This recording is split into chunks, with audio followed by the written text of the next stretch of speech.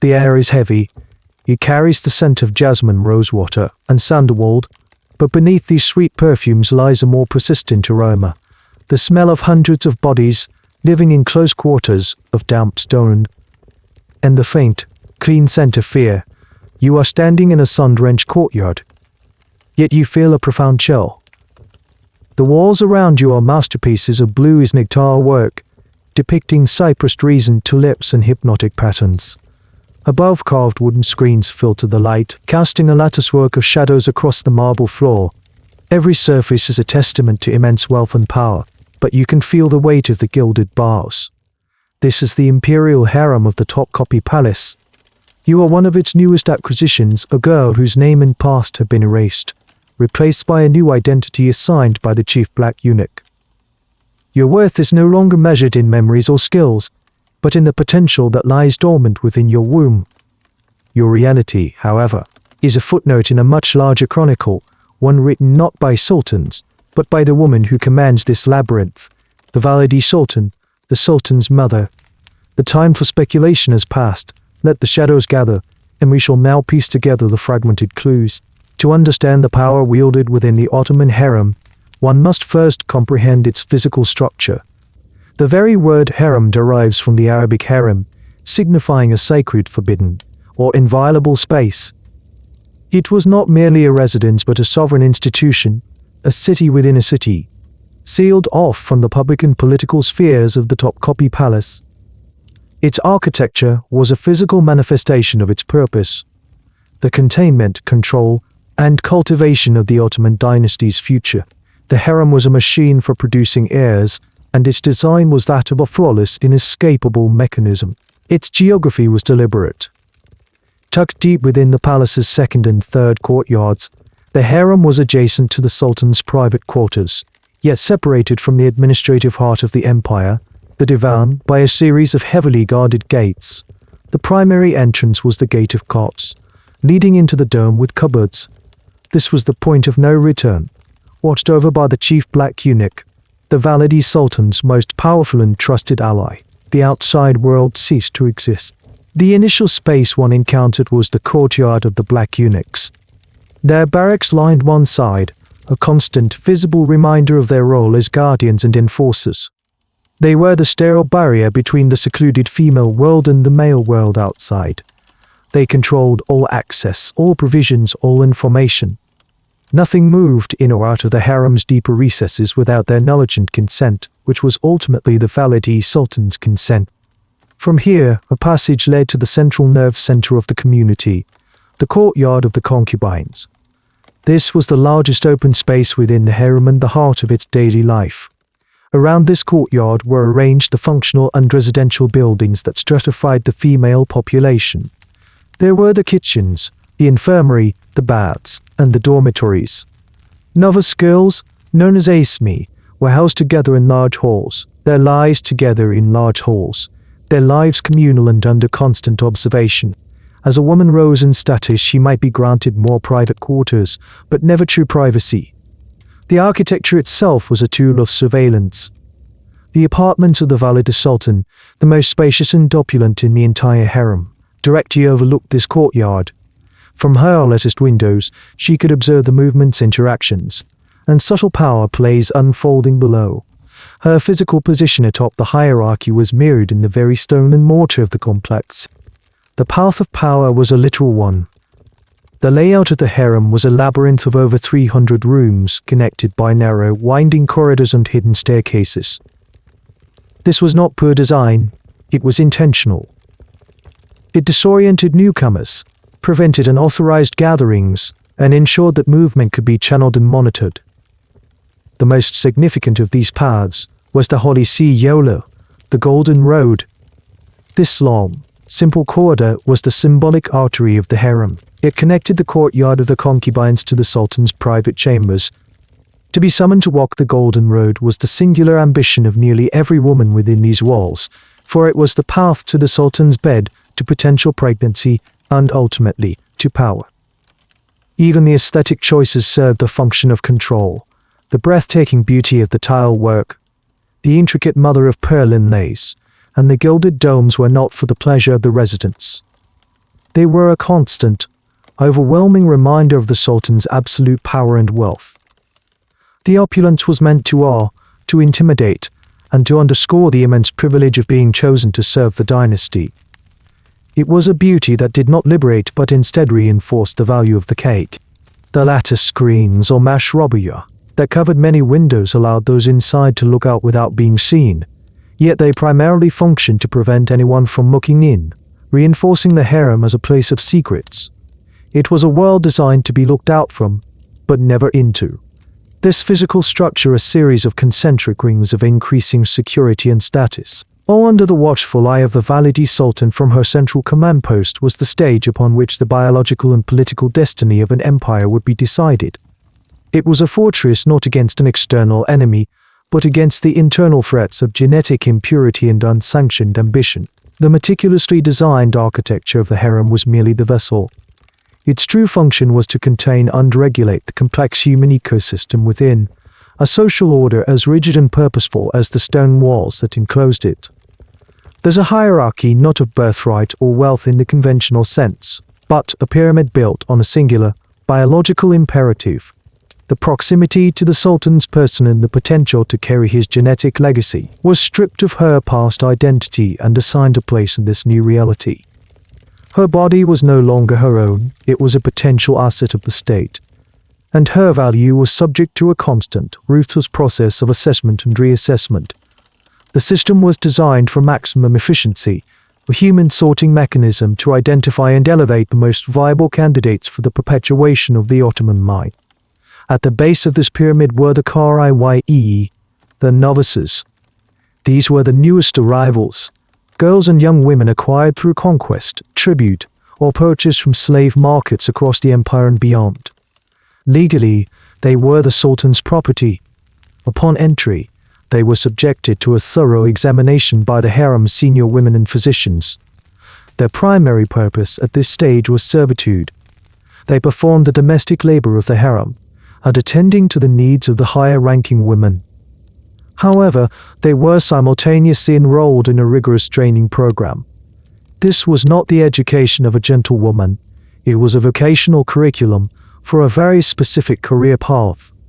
They were to read and write Ottoman Turkish, to recite the Quran, and were instructed in the intricate code of palace etiquette.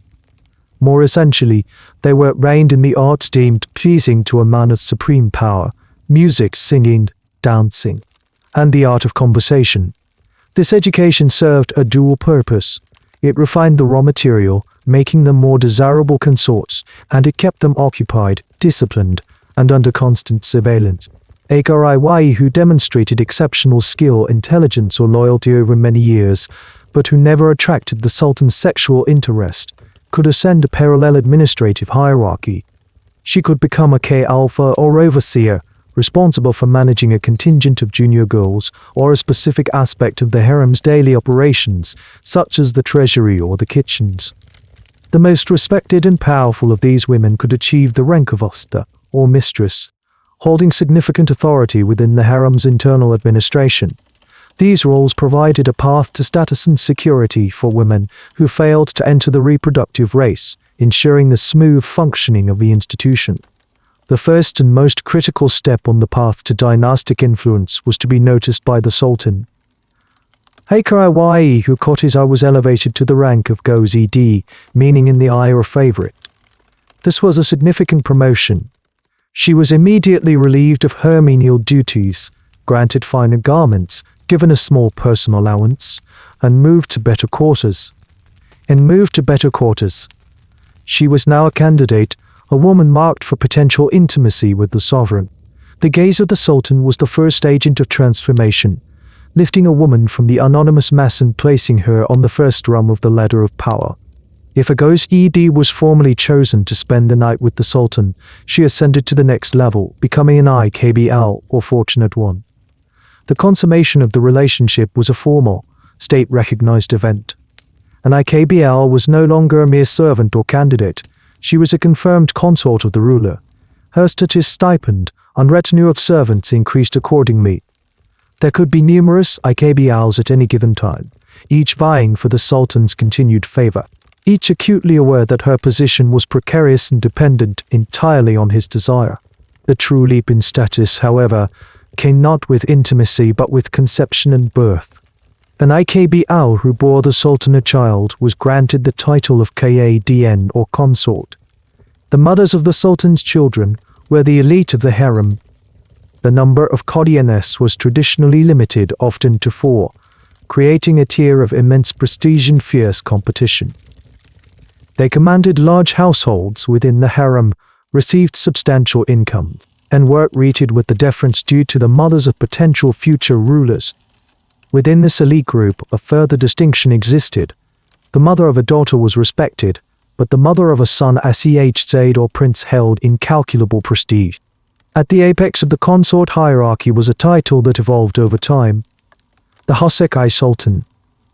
Initially created in the 16th century for Harem Sultan, this title designated a chief consort, the undisputed favorite whose son was often the heir apparent. The Hoseki Sultan was a political figure in her own right, wielding immense influence, controlling vast revenues, and corresponding with foreign dignitaries. She was the most powerful woman in the harem, second only to one. The absolute authority of the Valide Sultan, standing atop the harem's intricate hierarchy, was not an inherent feature of the early Ottoman state. It was the product of a slow, systemic evolution, a concentration of power that resulted directly from a fundamental change in how the dynasty managed its single most dangerous problem, succession. Her rise was not a coup or a conspiracy in the traditional sense. Rather, her power grew to fill a vacuum created by a well-intentioned but deeply flawed political reform. To comprehend the matriarch's dominance, we must first examine the system it replaced and the crisis that necessitated its creation. For the first 3 centuries of the empire, the Ottomans followed a brutal but effective succession principle often summarized as survival of the fittest. The reigning sultan did not designate a single heir. Instead, all of his sons, the princes or Sayhurts-des, were considered equally legitimate claimants to the throne. To prepare them for the possibility of rule and to prevent them from staging rebellions in the capital, they were sent out to govern provinces, sanjaks upon reaching maturity. Each prince was accompanied by his mother, who served as his chief advisor and managed his provincial household. This apprenticeship provided the princes with vital administrative and military experience. However, it also created a set of rival courts, each building its own power base far from the sultan's direct control. When the sultan died, a frantic race to the capital would ensue. The prince who arrived first secured the treasury, and when the allegiance of the janissaries and the court bureaucracy was declared the new sultan, his first official act, sanctioned by a decree from Mehmed II, was to execute all of his brothers. This practice, known as the law of fratricide, was institutionalized as a matter of state policy. It was considered a regrettable but necessary measure to prevent the devastating civil wars that had plagued the empire in its early years. In this system, the mother of a prince played a crucial role as a political ally and strategist in her son's provincial court. But her power was geographically decentralized and contingent on her son's victory. If he lost the race, she would be retired to the old palace, her influence extinguished. By the late 16th and early 17th centuries, this system was becoming untenable. The constant threat of princely rebellion and the bloody spectacle of fratricide upon each succession were destabilizing the empire. A new solution was devised, one intended to centralize control and ensure a peaceful transfer of power. This was the institution of the kafes, or the cage. Instead of being sent to govern provinces, the princes were now confined to a lavishly appointed but heavily guarded set of apartments within the Topkapi palace harem itself. They would live their lives in this gilded prison, denied any administrative experience, military training, or contact with the outside world. They were kept alive as a dynastic insurance policy, but they were deliberately kept ignorant and powerless. This shift from provincial governorship to palace confinement had profound and unforeseen consequences. The most immediate effect was on the psychological and political development of the princes. Raised in isolation, surrounded only by concubines and eunuchs, and living under the constant threat of execution by their reigning brother, these men often ascended to the throne deeply damaged. They were inexperienced in the arts of governance, paranoid, and easily manipulated. They understood the intricate politics of the harem but knew nothing of the vast empire they were now expected to rule. It was into this power vacuum that the Valide Sultan stepped. The new system fundamentally altered her position. She was no longer a distant advisor in a provincial capital. She was now permanently situated at the very center of imperial power in Istanbul. During her son's long confinement in the Kafes, she was often his only consistent link to the world, his primary source of information, and his sole confidant. When her unprepared son was suddenly elevated from prisoner to ruler of the world, he was utterly dependent on her. She knew the court, she understood the players, and she had spent years cultivating the networks of loyalty necessary to govern. This confluence of a weak, inexperienced sultan and a politically astute, centrally located mother gave birth to the period known to historians as the Kadınlar Saltanatı, the Sultanate of Women. For over a century, a succession of formidable Valide sultans, such as Safiye Sultan and the famously powerful Qasim Sultan, wielded effective control over the state. They acted as de facto regents for their sons, attending council meetings from behind a screen, appointing and dismissing grand viziers, managing state finances and directing foreign policy. The Valide Sultan's authority, once informal and advisory, became institutionalized. She commanded a vast network of spies, controlled immense personal wealth through her own treasury, and used the chief black eunuch as her executive officer. The harem, her personal domain, was transformed from a mere royal household into the shadow government empire. Her power was no longer just about ensuring her son won a race to the throne. It was about ruling through him once he had arrived. The sovereign of the Ottoman Empire was known by many titles: Padishah, Caliph of the Faithful, Shadow of God on Earth. These honorifics projected an image of absolute, divinely ordained power, a man whose every whim could alter the fate of millions from the gates of Vienna to the shores of the Indian Ocean. Yet for the sultans, who rose to power during the era of the Kafes, this omnipotence was a carefully constructed illusion. The true domain of the sultan was not the sprawling empire, but the far smaller, more immediate territory of his own mind, a territory that had been meticulously cultivated, shaped, and ultimately colonized from birth by the harem's internal logic and, most profoundly, by his mother. While his body would eventually occupy the throne, his psyche remained a captive of the institution that raised him. He was not a ruler contained within a palace, he was a product of it, a man trapped within a cage of flesh and memory. The life of a prince in the Kafes was a paradox of extreme privilege and profound powerlessness. He resided in a suite of rooms, the simsarelik, that were opulent by any standard, decorated with the finest silks, carpets, and tilework.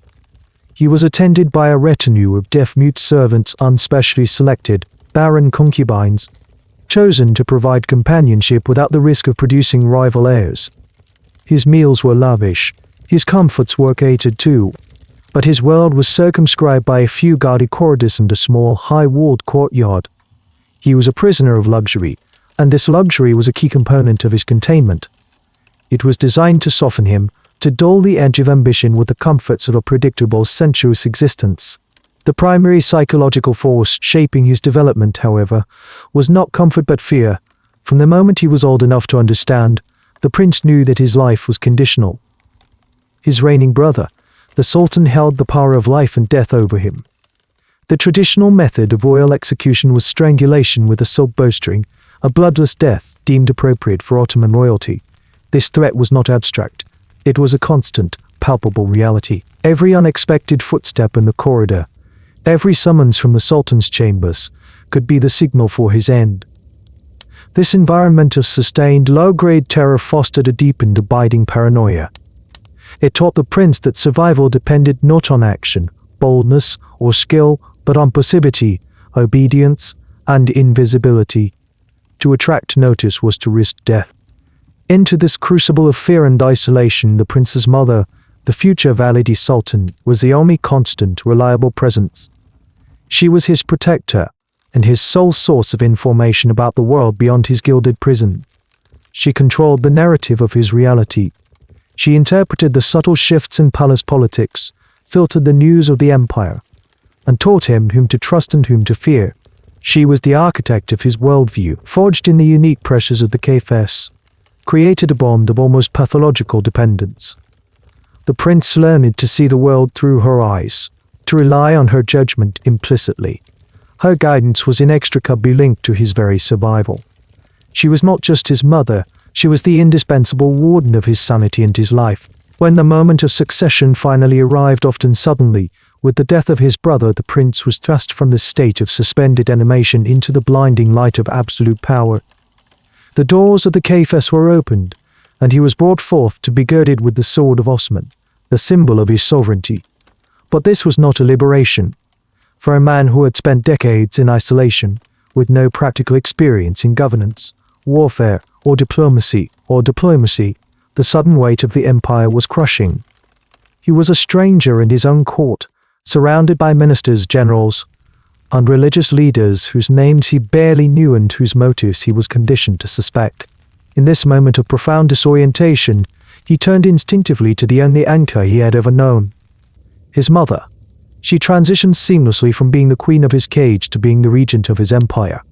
Her apartments in the harem became the true center of government. It was she who advised him on appointments, who vetted the reports of his grand vizier, who managed the intricate web of courtier allegiances. The sultan, now a grown man, continued to operate under the psychological framework he had learned as a child. His mother's will was paramount. Her wisdom was the surest path to security, and her enemies were his own. The deference he showed her was not merely the respect of a son for his mother. It was the ingrained obedience of a captive to his keeper. The cage was gone, but its mental architecture remained, a permanent fixture in the mind of the sultan. He was a sovereign who had never learned to be autonomous, a ruler who reigned but did not rule. The dynastic apparatus, centered on a psychologically contained sultan, was a closed system, yet like any biological system, it required a constant influx of new material to ensure its vitality and continuity. The harem could not be self-perpetuating. Its genetic pool had to be continually replenished from external sources. This necessitated the creation and maintenance of a vast, sophisticated, and entirely unsentimental logistical pipeline for the acquisition of human beings. The women who would become the mothers of future sultans were not sorts from the Ottoman populace. They were, by deliberate and unwavering policy, a foreign import. They were the empire's most valuable tribute, a human commodity procured through a network that stretched across continents and was fed by the twin engines of warfare and commerce. The primary and most direct channel of acquisition was conflict. The Ottoman Empire's ceaseless military campaigns on its frontiers in the Balkans, Central Europe, and against its Safavid rivals yielded vast numbers of captives. During the sacking of a city or the subjugation of a rebellious territory, women and children were considered a legitimate part of the spoils of war. A portion of these captives, the pienekik or 1/5, was legally owed to the sultan. Provincial governors, military commanders, and high-ranking officials would select the most promising young girls, those distinguished by their health, youth, and beauty, and send them to the capital as part of this tribute. These were not random seizures, they were acts of state, the first step in a highly selective procurement process. Beyond the battlefield, the dominant supply chain was the international slave trade. The Ottoman Empire was a major terminus for several well-established slave routes, but none was more crucial to the harem's needs than the one originating in the Black Sea. The Crimean Khanate, a vassal state of the Ottoman Sultan, played an indispensable role as the primary supplier. For centuries, Crimean torta raiding parties, known as the harvesting of the steppe, launched deep into the territories of modern-day Ukraine, Poland, and Russia, capturing hundreds of thousands of Slavic inhabitants. These captives were marched to the great slave markets of Kiev on the Crimean Peninsula, where Ottoman agents and private traders purchased them. From there, they were transported by ship across the Black Sea to Istanbul. Another critical source was the Caucasus region, renowned for the beauty of its women. Circassians and Georgians in particular were highly prized. While some were captured in raids or local conflicts, many were sold by their own families. In the destitute and politically fragmented Caucasus, selling a daughter into the Sultan's harem was seen by some as a path to immense strategic advantage for the family. a way to secure a future of unimaginable wealth and influence should she succeed. This created a strange, quasi-voluntary dimension to the trade, a fusion of coercion and ambition. To a lesser extent, the Barbary corsairs operating from North African ports also contributed, capturing Europeans from ships and coastal raids in Italy, Spain, and even as far as Iceland, though these were rare acquisitions. Upon arrival in the Ottoman sphere, a girl began a process of systematic deculture, attain and assimilation. Her journey was a methodical stripping away of her from herself. The first and most final act was the severance from her family and homeland. She would, in all likelihood, never see them again. Her name, the fundamental marker of her identity, was taken from her and replaced with a new, poetic Turkish or Persian name Gulbahar spring rose, Mofuruz glorious moon, Hamazah phoenix king, names that denoted beauty and fortune but erased her lineage. Her native language was forbidden and replaced with Ottoman Turkish. Her religion was supplanted by Islam, and she was given rigorous instruction in its tenets and rituals. This transformation was the whole point. The imperial policy of exclusively using for unborn, enslaved concubines for reproduction was a calculated political strategy. By bringing in women who had no family, no kinship networks, and no political allegiances within the Ottoman Empire, the Sultan ensured that his children would have no maternal relatives who could, from a rival power base, a Turkish noble family, if connected to the throne by marriage, could assert its own claims and ambitions. A Circassian slave girl, however, owed her entire existence and status to the Sultan alone. Her loyalty was, by design, indivisible. Her children would be purely Ottoman, untainted by local aristocratic factions. She was a blank slate to write its future, a genetic vessel severed from any context other than the harem itself. This global network of capture and trade was not a matter of preference. It was a non-negotiable principle of dynastic security. The journey from the slave market of Caiafa or the aftermath of a Balkan campaign was a brutal crucible of natural selection. Only the most resilient survived the disease, malnutrition, and despair of the transit.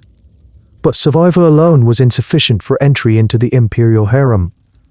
Upon arrival at the Gate of Carts, the human tribute was not welcomed into a life of ease, but was instead submitted to the first and most critical stage of the dynastic filtration system, the initial physiological assessment.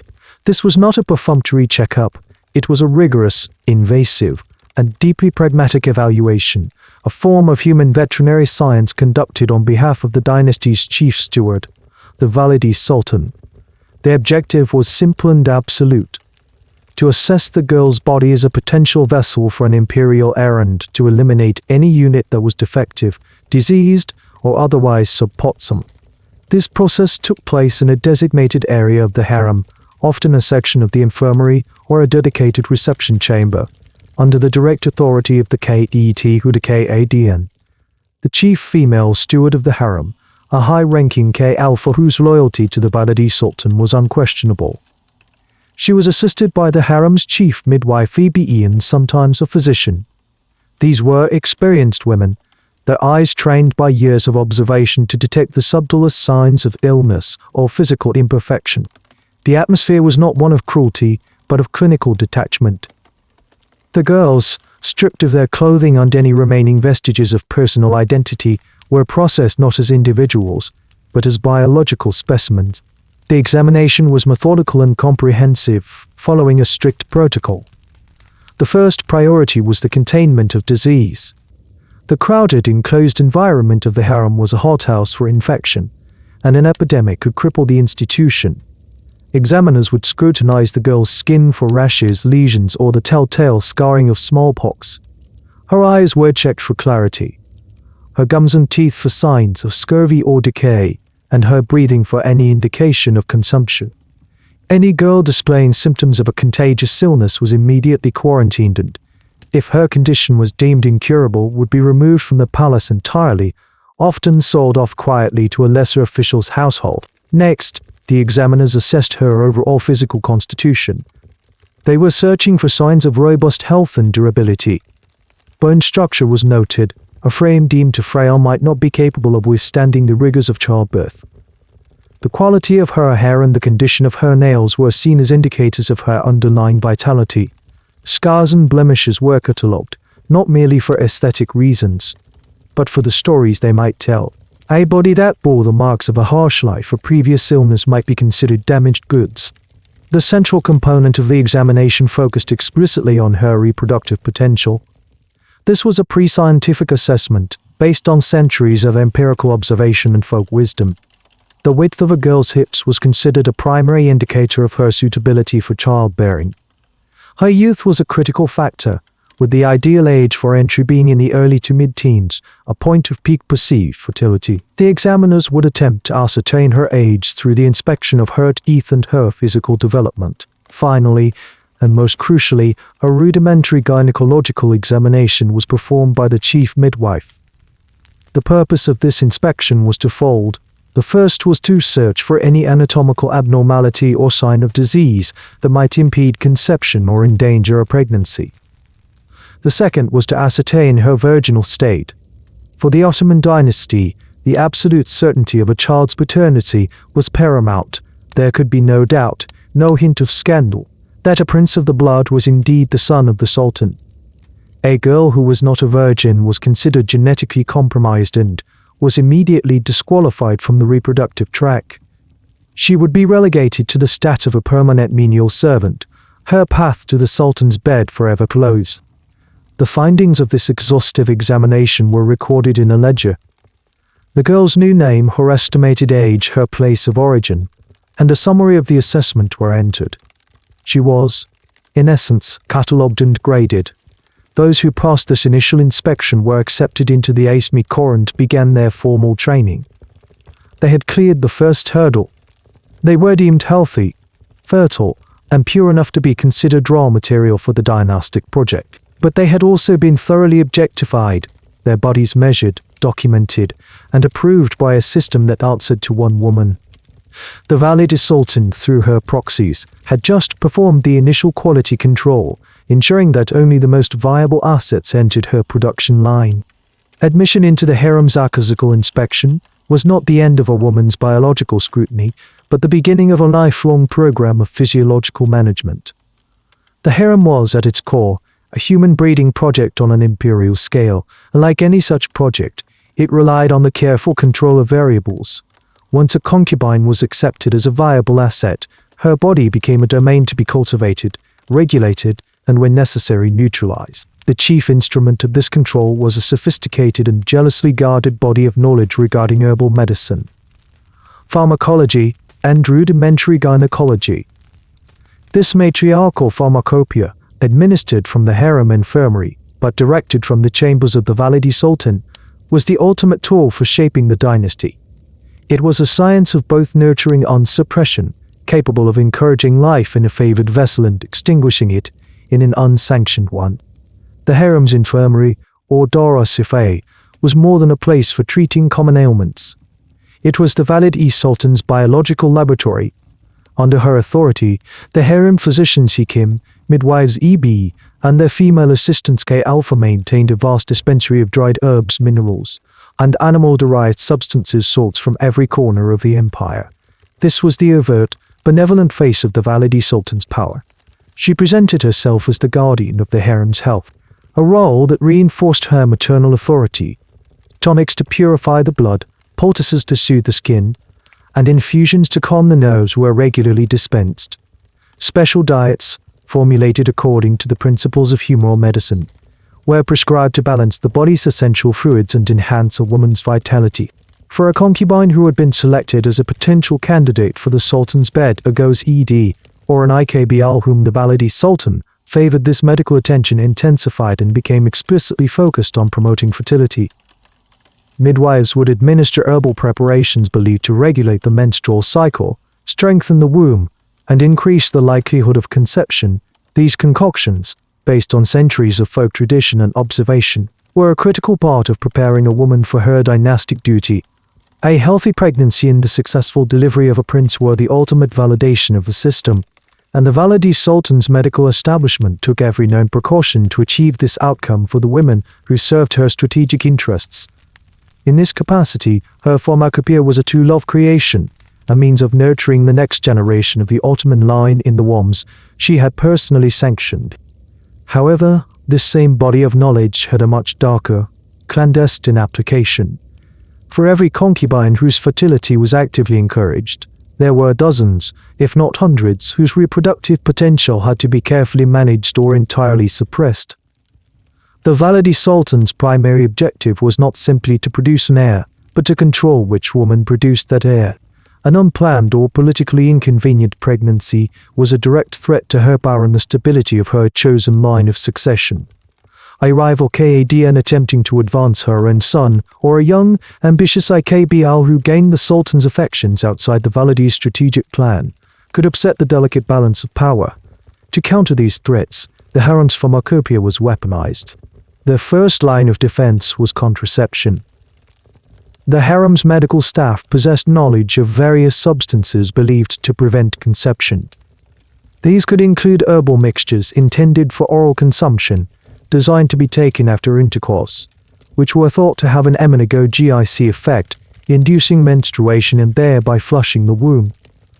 Other methods involved the use of pes aeris, soaked in acidic substances, like vinegar or herbal solutions with supposed spermicide properties. The efficacy of these methods was, by modern standards, highly unreliable.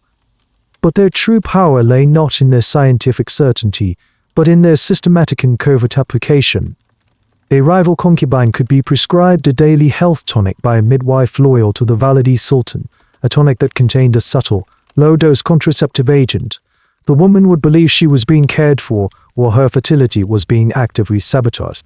When contraception failed or was not employed, and an undesirable pregnancy occurred, the matriarch's pharmacopoeia offered its most definitive solution: abortion. The same midwives who were experts in delivering healthy princes were also masters of terminating unsanctioned pregnancies. They had access to a range of powerful abortifacient herbs like penurial, savin, or rue substances known to induce violent uterine contractions. These could be administered under the guise of treating a different ailment, such as an upset stomach or menstrual cramps. The resulting miscarriage would be recorded as a natural, unfortunate event. No questions would be asked. The knowledge of these procedures was a closely held secret, passed down from one chief midwife to the next, a piece of statecraft as vital as any military strategy. This medical authority gave the Valide Sultan the power of life and death not on the battlefield, but at the very point of conception. She was the gatekeeper of the imperial bloodline, deciding not only who entered the Sultan's bed, but whose genetic material was permitted to emerge from it. If the harem's infirmary was the Valide Sultan's laboratory for biological control, the core of the black eunuchs was her executive agency. Her knowledge of herbal remedies and her strategic plans for the line of succession would have been worthless without a mechanism for intelligence gathering and enforcement. The eunuchs were this mechanism. They were the sentinels, the administrators and spies of the harem, a cadre of men whose unique physiological and social status made them the perfect instruments of a matriarch's will. Their loyalty was not a matter of choice, it was a function of their very existence, a condition forged by a surgeon's knife far from the palace walls. The alliance between the Valide Sultan and her chief eunuch was the central axis upon which the harem's internal power structure revolved. The core was composed exclusively of black African men, primarily sourced through the slave trade routes originating in the Upper Nile Valley, in regions of Ethiopia and Sudan. Captured as boys, they were subjected to a radical castration procedure, the complete removal of all external genitalia, a high-risk surgery mortality rate. Those who survived were rendered permanently sterile and hormonally altered for life. This brutal act of creation was essential to their function. Within an institution singularly obsessed with paternity and procreation, the eunuch was the ultimate neutral agent, a man physically incapable of compromising the imperial bloodline. Their status as castrated slaves, severed from kinship and marked by their race, placed them in a position of absolute social otherness. They could never be fully integrated into Ottoman society, meaning their sole path to advancement, security, and power lay in unwavering loyalty to their master, the Sultan, and by extension his mother. Their official title was the Agas of the Gate Cap Agala R, and their primary duty was to be the physical barrier between the sacred, female space of the harem and the outside world. They guarded every door, every gate, every corridor that led into or out of the women's quarters. No one entered or exited without their permission. They escorted the women on their rare, heavily veiled excursions within the palace grounds. They managed the delivery of all supplies, food, fabrics, jewels, messages, acting as the sole filter for everything that crossed the harem's threshold. In this capacity, they were the jailers of the gilded cage, their constant, silent presence a reminder that every inhabitant was under perpetual surveillance. This overt function as guards, however, masked their more critical, covert role as the Valide Sultan's intelligence network. The eunuchs were everywhere. They stood in silent attendance in the common rooms, overhearing every whisper and conversation. They observed the subtle shifts in alliances between concubines, noting who was gaining favor and who was being ostracized. They reported on a woman's health, her moods, any secret complaint that might hint at a clandestine pregnancy. This constant stream of raw data flowed upwards through their own internal hierarchy, culminating with their leader, the chief black eunuch, known by the title Kadınlar Saltanatı. The Kadınlar Saltanatı was one of the most powerful individuals in the entire Ottoman Empire. In the official state hierarchy, he ranked third, immediately after the Grand Vizier and the empire's chief religious official, the Sheikh al-Islam. He was a minister of the state, a general with the rank of Pasha, and the sole individual who could approach the Sultan at any time without an appointment. His power was immense. He administered all the vast religious and charitable endowments, the wakfes, that were affiliated with the imperial family, giving him control over a colossal budget that rivaled the state treasury. But his true power stemmed from his symbiotic relationship with the Valide Sultan.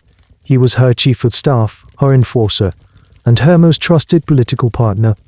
Their daily meetings were the true seat of the harem's governance. The Kadınlar Saltanatı would provide the Valide Sultan with a comprehensive intelligence briefing on the state of her domain, the rivalries, the rumors, the potential threats. In return, she would issue her directives. If a concubine needed to be isolated, the Kadınlar Saltanatı would arrange for her to be assigned duties in a remote part of the harem. If a secret message needed to be passed to an ally in the government, he was the courier. If a rival consort's influence needed to be curtailed, he would orchestrate a campaign of subtle sabotage through his network of subordinates. And he was the agent of her justice.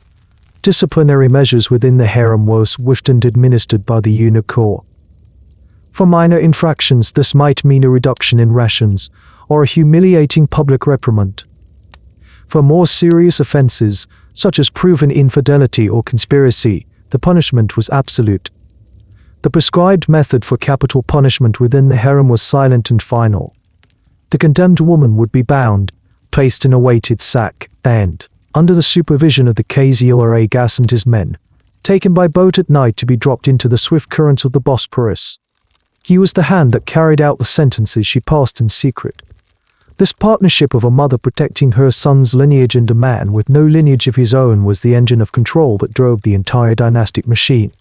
The transformation of a newly acquired car, i.e. from a foreign captive into a polished instrument of the Ottoman court, was not left to chance.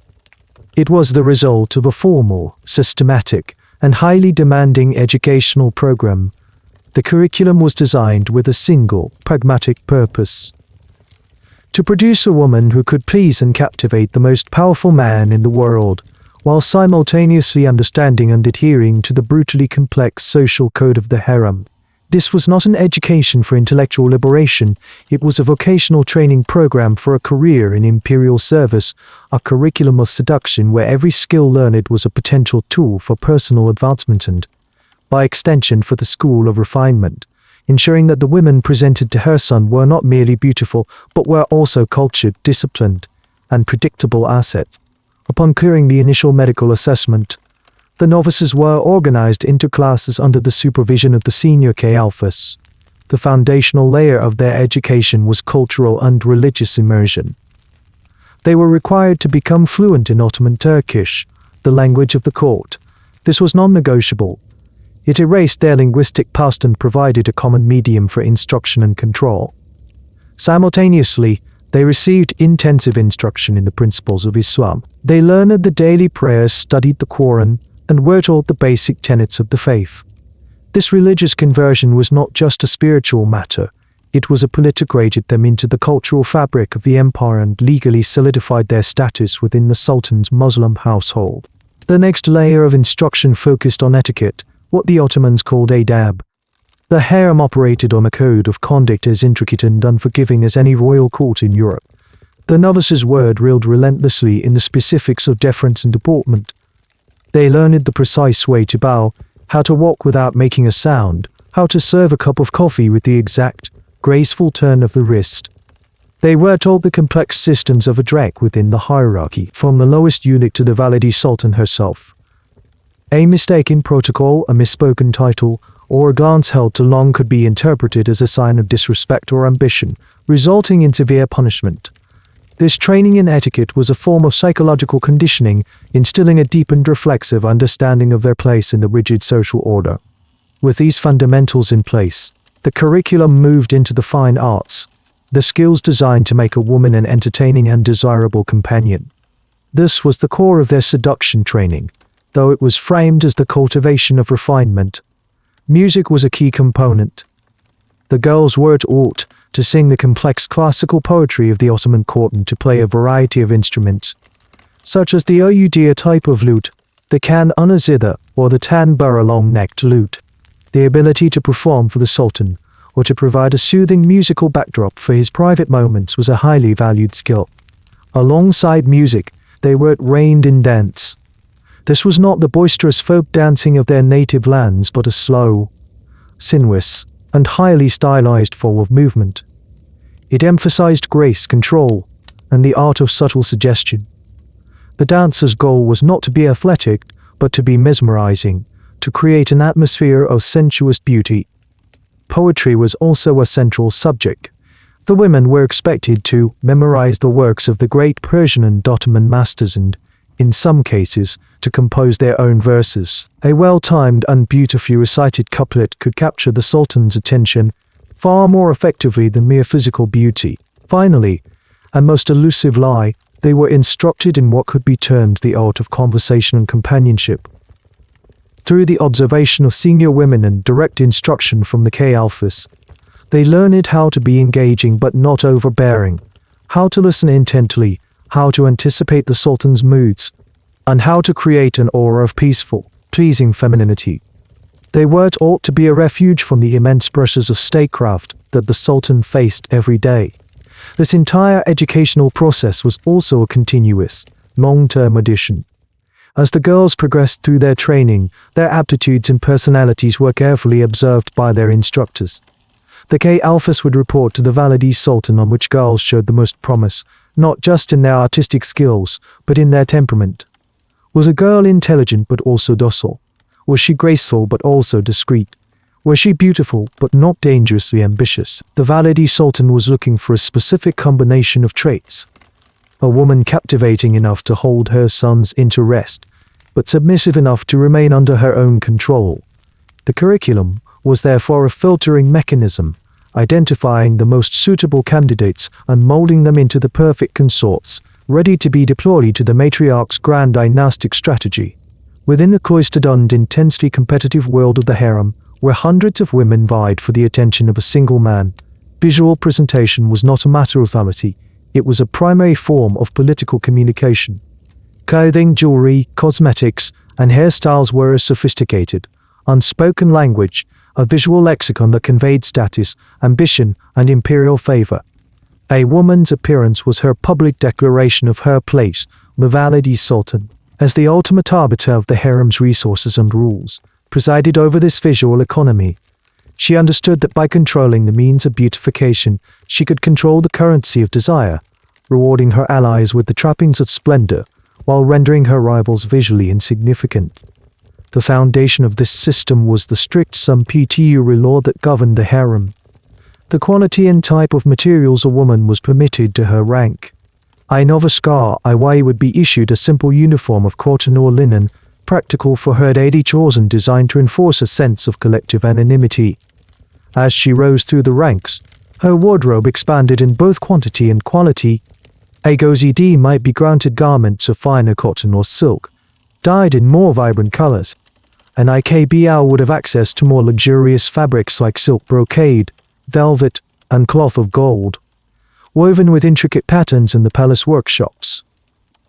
The Courtiers, the mothers of the Sultan's children, had the right to wear the most opulent materials, including the rarest silks imported from Persian China, and garments trimmed with expensive furs like sable and ermine. This sartorial hierarchy was meticulously enforced. For a lower-ranking woman to wear a fabric or color reserved for a superior was a grave act of insubordination, a direct challenge to the established order that would be swiftly punished. The Valide Sultan herself, perched at the top of this pyramid, had an unrivaled wardrobe, a material manifestation of her supreme authority. Jewelry operated under a similar, rigorously contained a breathtaking collection of gems, emeralds, rubies, diamonds, and vast quantities of pearls. The distribution of these jewels was a powerful tool of patronage.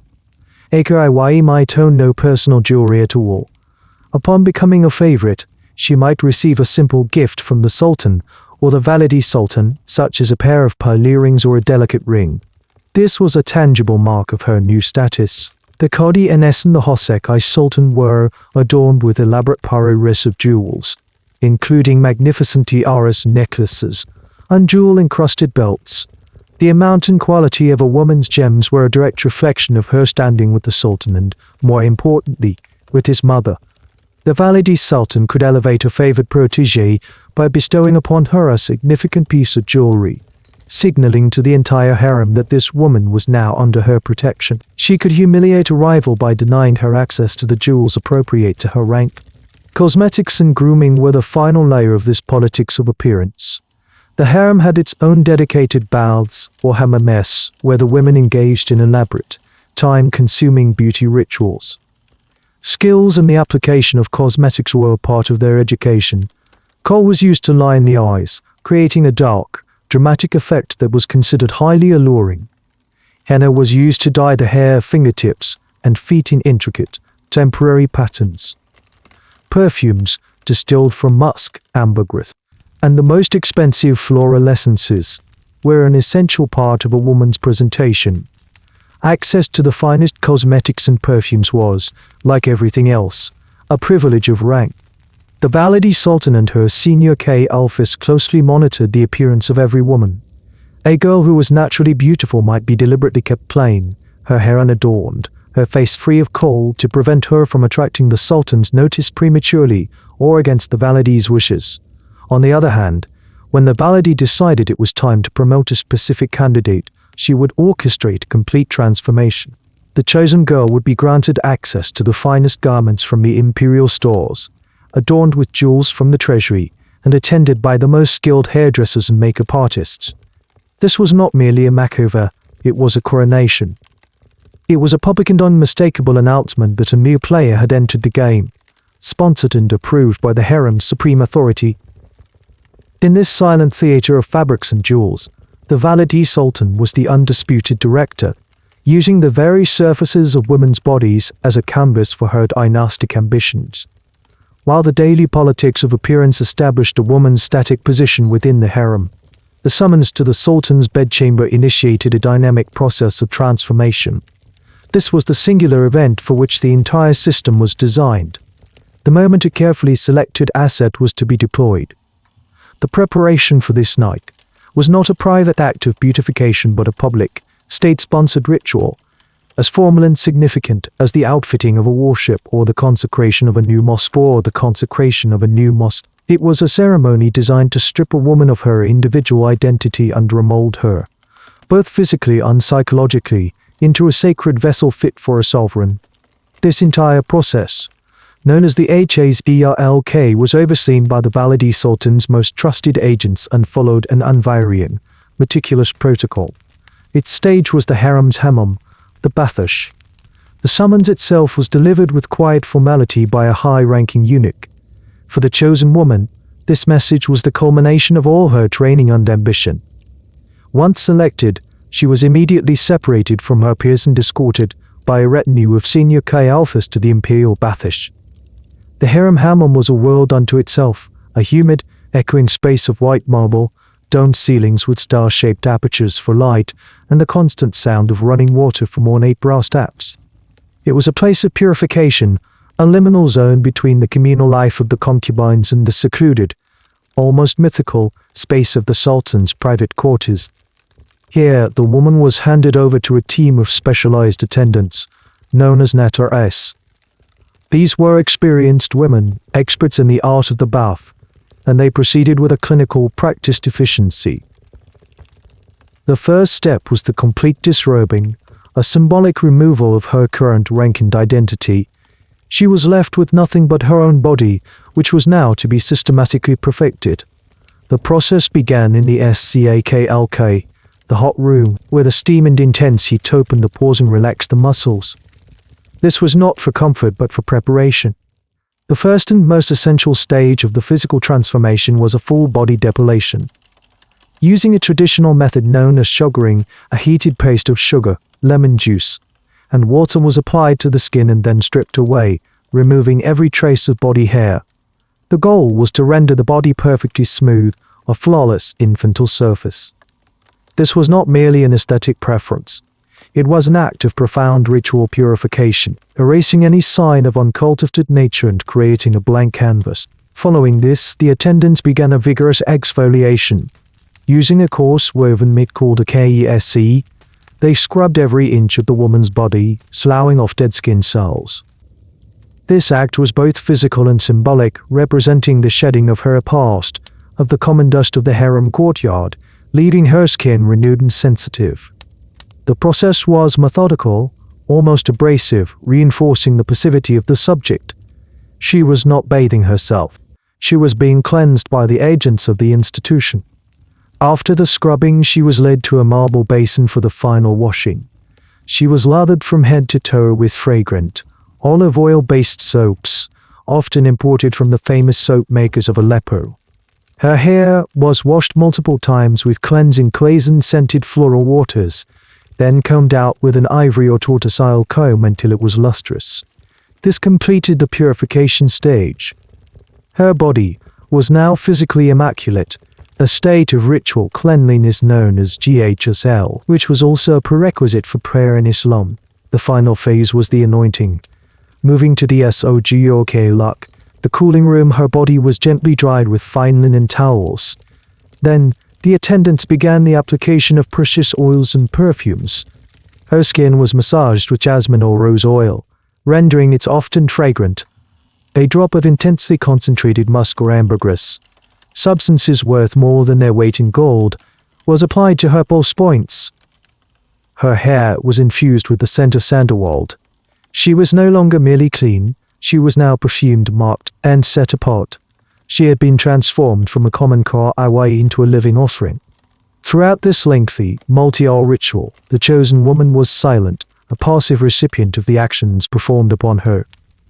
The experience was designed to be overwhelming, to impress upon her the immense gravity of the occasion and her own subordinate role within it. She was being prepared not for a romantic encounter, but for the fulfillment of a dynastic duty. When she finally emerged from the humid depths of the hammam, dressed in the new, magnificent garments laid out for her, she was a different entity. The ritual had manufactured a creature of perfect purity and allure, a product of the system, ready to be presented to the Sultan, all according to the exacting specifications of his mother. The ritualized preparation in the hammam was the final stage of manufacturing a suitable offering, but the most crucial act of control had occurred long before the water was heated. The Valide Sultan's power over the dynastic succession was not primarily exercised through post-coital medical intervention, but through her absolute, preemptive authority over the Sultan's bedchamber roster, the selection of which woman would be granted the opportunity to conceive was the single most important strategic decision made within the harem, and it belonged to the Valide Sultan alone. Her control over her son's nightly schedule was the choke point through which all dynastic ambition had to pass. It was a power that was both subtle in its execution and absolute in its effect, a knightly act of statecraft disguised as domestic management. The official process for the Sultan's selection of a partner was a carefully choreographed piece of political theater, designed to preserve the fiction of his absolute authority.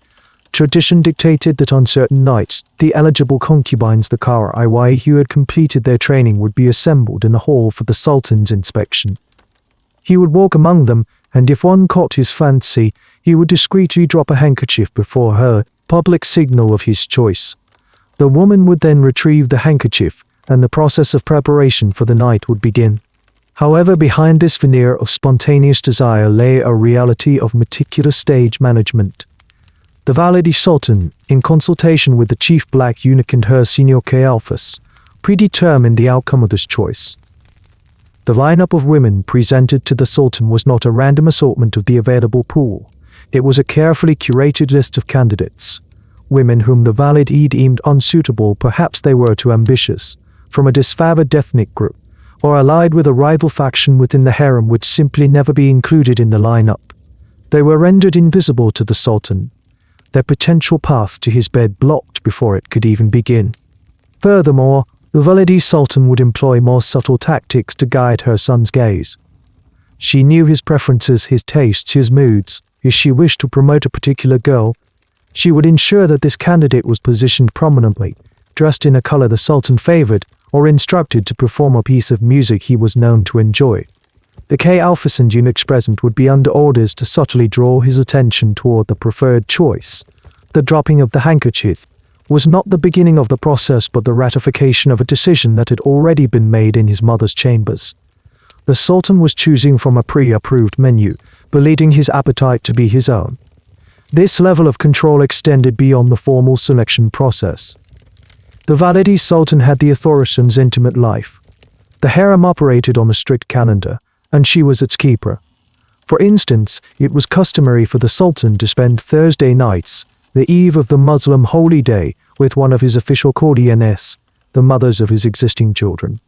The Valide Sultan decided which KADN received this honor, a decision fraught with political significance. Granting this night to the mother of the eldest prince reinforced his position as the heir apparent. Granting it to the mother of a younger son could signal a shift in favor, sending ripples of anxiety and speculation throughout the court. Even on nights designated for new encounters, the Valide Sultan's hand was ever present. She could, under a variety of pretexts, directly present a new girl to her son. Citing the need for a new servant to pour his coffee or a new musician to entertain him, she could place a favored protégé in his immediate presence, outside the formal lineup. This bypass of the usual channels was a clear signal of her personal endorsement. Conversely, she could block access. If the Sultan expressed a spontaneous interest in a woman who was not on her approved list, the Valide could intervene. The girl might suddenly be reported as ill, or be assigned urgent duties in a distant part of the palace, or be found guilty of some minor infraction that required a period of disciplinary confinement. The Sultan, preoccupied with matters of state and conditioned to defer to his mother in domestic affairs, would rarely question these convenient obstacles. The Valide Sultan's authority in this domain was rooted in tradition and her maternal role. She was ostensibly protecting her son's health, ensuring he was not overtaxed, and maintaining order and decorum within the household. But these justifications were a cover for a profoundly political function. By controlling the frequency and identity of the women who entered the Sultan's bed, she was directly managing the odds of conception. She could grant repeated opportunities to a woman whose potential offspring would serve her own dynastic strategy, while ensuring that rivals were given few or no chances at all. The bedchamber roster was her ledger of power, a document where she, not the Sultan, made the critical entries that would determine the future of the empire.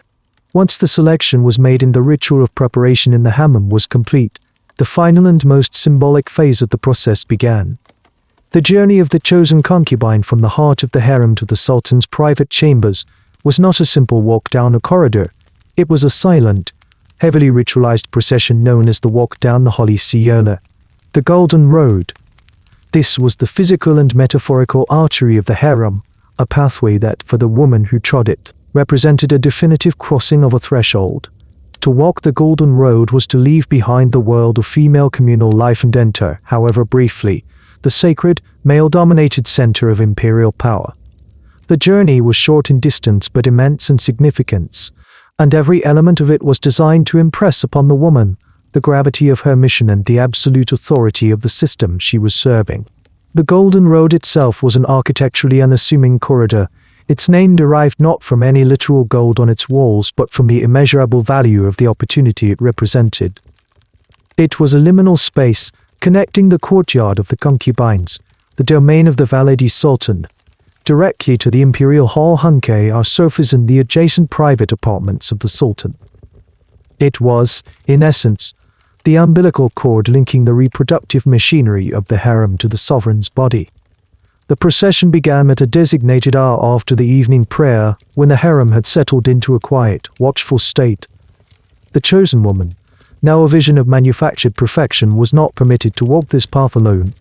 She was flanked by an honor guard led by the chief black eunuch himself, or one of his most senior deputies.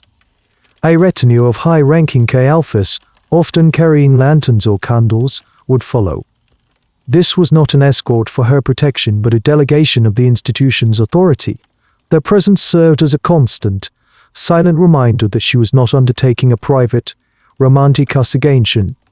She was an emissary of the harem, an agent of the Valide Sultan on a mission of state. The procession was conducted in absolute silence. No words were spoken. The only sounds were the soft rustle of silk garments and the whisper of slippered feet on the stone floor. This silence was a crucial element of the ritual. It amplified the solemnity of the occasion and prevented any last-minute and unauthorized communication. It also served to isolate the woman psychologically, enclosing her in a bubble of intense, focused anticipation. She was marching toward her destiny, and the institution demanded she do so with the gravity befitting the act of creating a potential heir to the throne.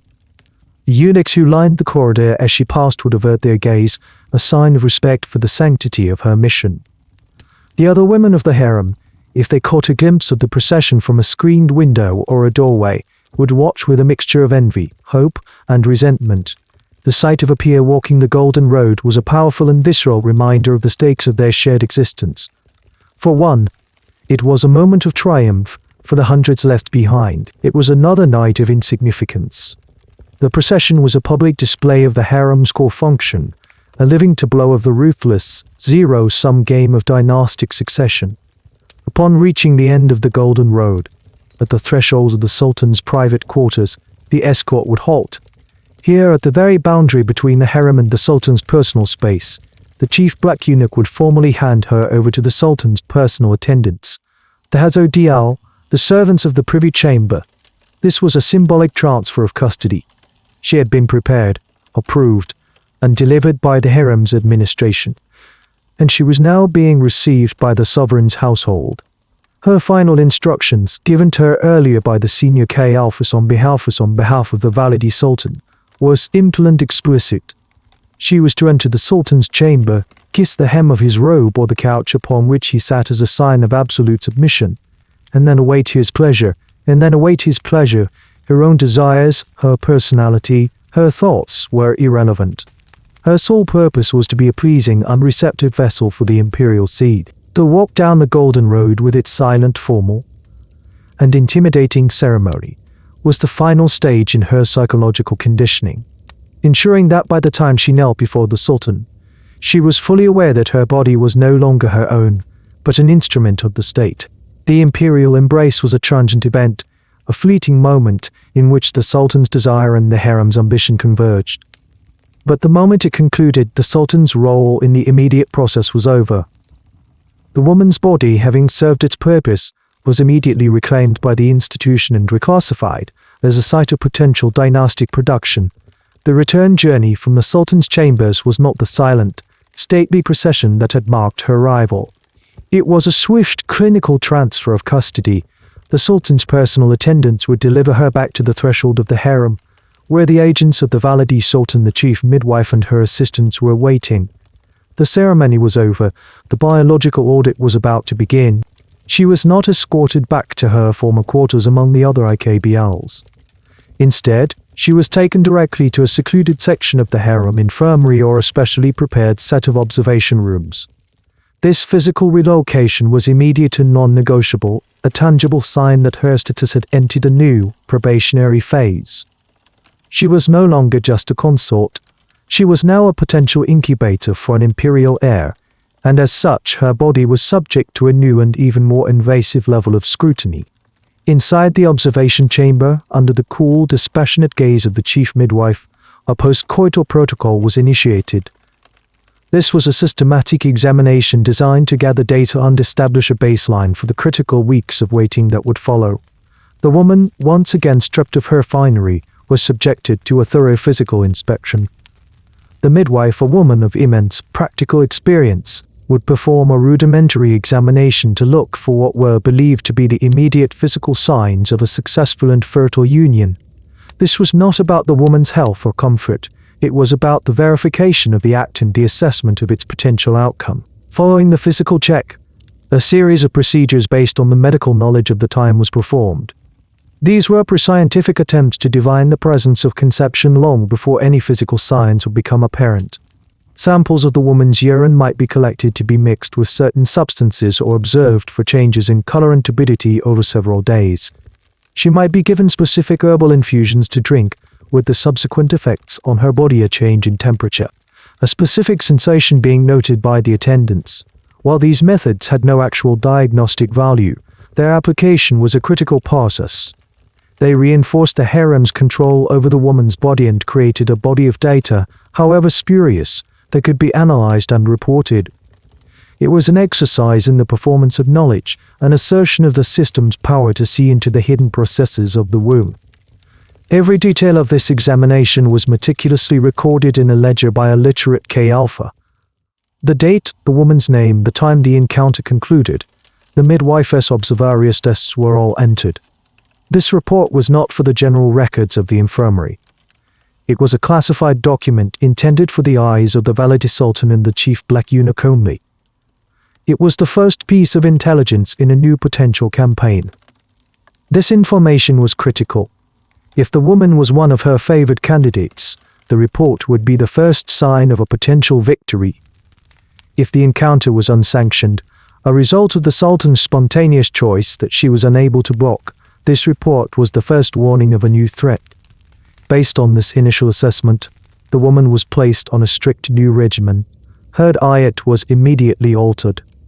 She was prescribed specific foods thought to encourage pregnancy dates, pomegranates, rich broths and forbidden from others deemed harmful. She was prescribed a course of daily tonics, herbal mixtures prepared by the harem pharmacy. These concoctions were a double-edged sword. For a favored concubine, they might contain herbs genuinely believed to support and hasten pregnancy. For a woman whose potential child was a threat, the same tonic could be secretly laced with low doses of emmenagoges, designed to subtly encourage menstruation and terminate a pregnancy before it was ever confirmed. The woman now entered a state of profound and stressful limbo. She was isolated, her contact with other concubines severely restricted to prevent gossip or conspiracy. She was under constant 24-hour observation by attendants loyal to the midwife. Her every physical symptom, a moment of dizziness, a loss of appetite, was noted and reported. She was a specimen under a microscope. The entire apparatus of the harem's medical and intelligence wing was now focused on a single biological event, her next menstrual cycle. Its arrival would signify failure, returning her to the ranks of the IKBLs. Its absence would be the first concrete evidence of success, a signal that would trigger the next, even more intense, phase of dynastic sequestration. The imperial embrace, an act of supposed intimacy, had been fully and efficiently translated into a clinical data point, a variable in the Valide Sultan's unwavering calculus of power. The absence of the first expected menstrual cycle was the signal the system had been waiting for. It was the moment that biological potential transformed into a tangible political reality. From this point forward, the concubine, now reclassified as a pregnant consort, ceased to be an individual in any meaningful sense. She became the temporary custodian of the dynasty's most precious asset. Her life was immediately and completely subsumed by the overwhelming priority of bringing this asset to term. To this end, she was removed from the general circulation of the harem and placed into a state of intense, controlled isolation. This 9-month seclusion was not a period of restful maternal retreat. It was a form of protective custody, a quarantine designed to shield the imperial fetus from every conceivable threat, both biological and political. The pregnant consort was moved to a special suite of rooms within the harem known as the Gebel-i-Eye, the pregnancy chamber. This was often located in a quiet, secure wing, frequently adjacent to the apartments of the Valide Sultan herself for ease of supervision. These chambers were opulent and comfortable, furnished with the softest bedding and the finest amenities, but they were a prison nonetheless. The windows were latticed. The doors were guarded by eunuchs day and night, and access was restricted to a tiny, vetted circle of individuals. The comfort was a two-love control, designed to keep the subject docile and healthy. The security was absolute. Her existence was now governed by a regimen of extreme precaution, dictated by the Valide Sultan and implemented by the chief midwife. The primary concern was the prevention of miscarriage, an event that would represent a catastrophic loss for the dynasty if the pregnancy was a desired one. The consort was forbidden from any strenuous physical activity. Her days were spent in a state of enforced inactivity, reclining on divans, taking short, supervised walks in a private, walled garden, and engaging only in the most placid pastimes, such as listening to music or poetry read to her by her attendant. Her diet was a subject of obsessive focus. Every meal was prescribed by the harem physicians and prepared in a separate kitchen to prevent accidental or deliberate poisoning, a constant and legitimate fear in the court. The ingredients were the finest available, chosen according to the prevailing medical theories about fetal development. Foods believed to strengthen the blood or calm the womb were staples, while anything considered agitating or cold in the humoral sense was strictly forbidden. Every morsel she ate was, in effect, a state-sanctioned prescription.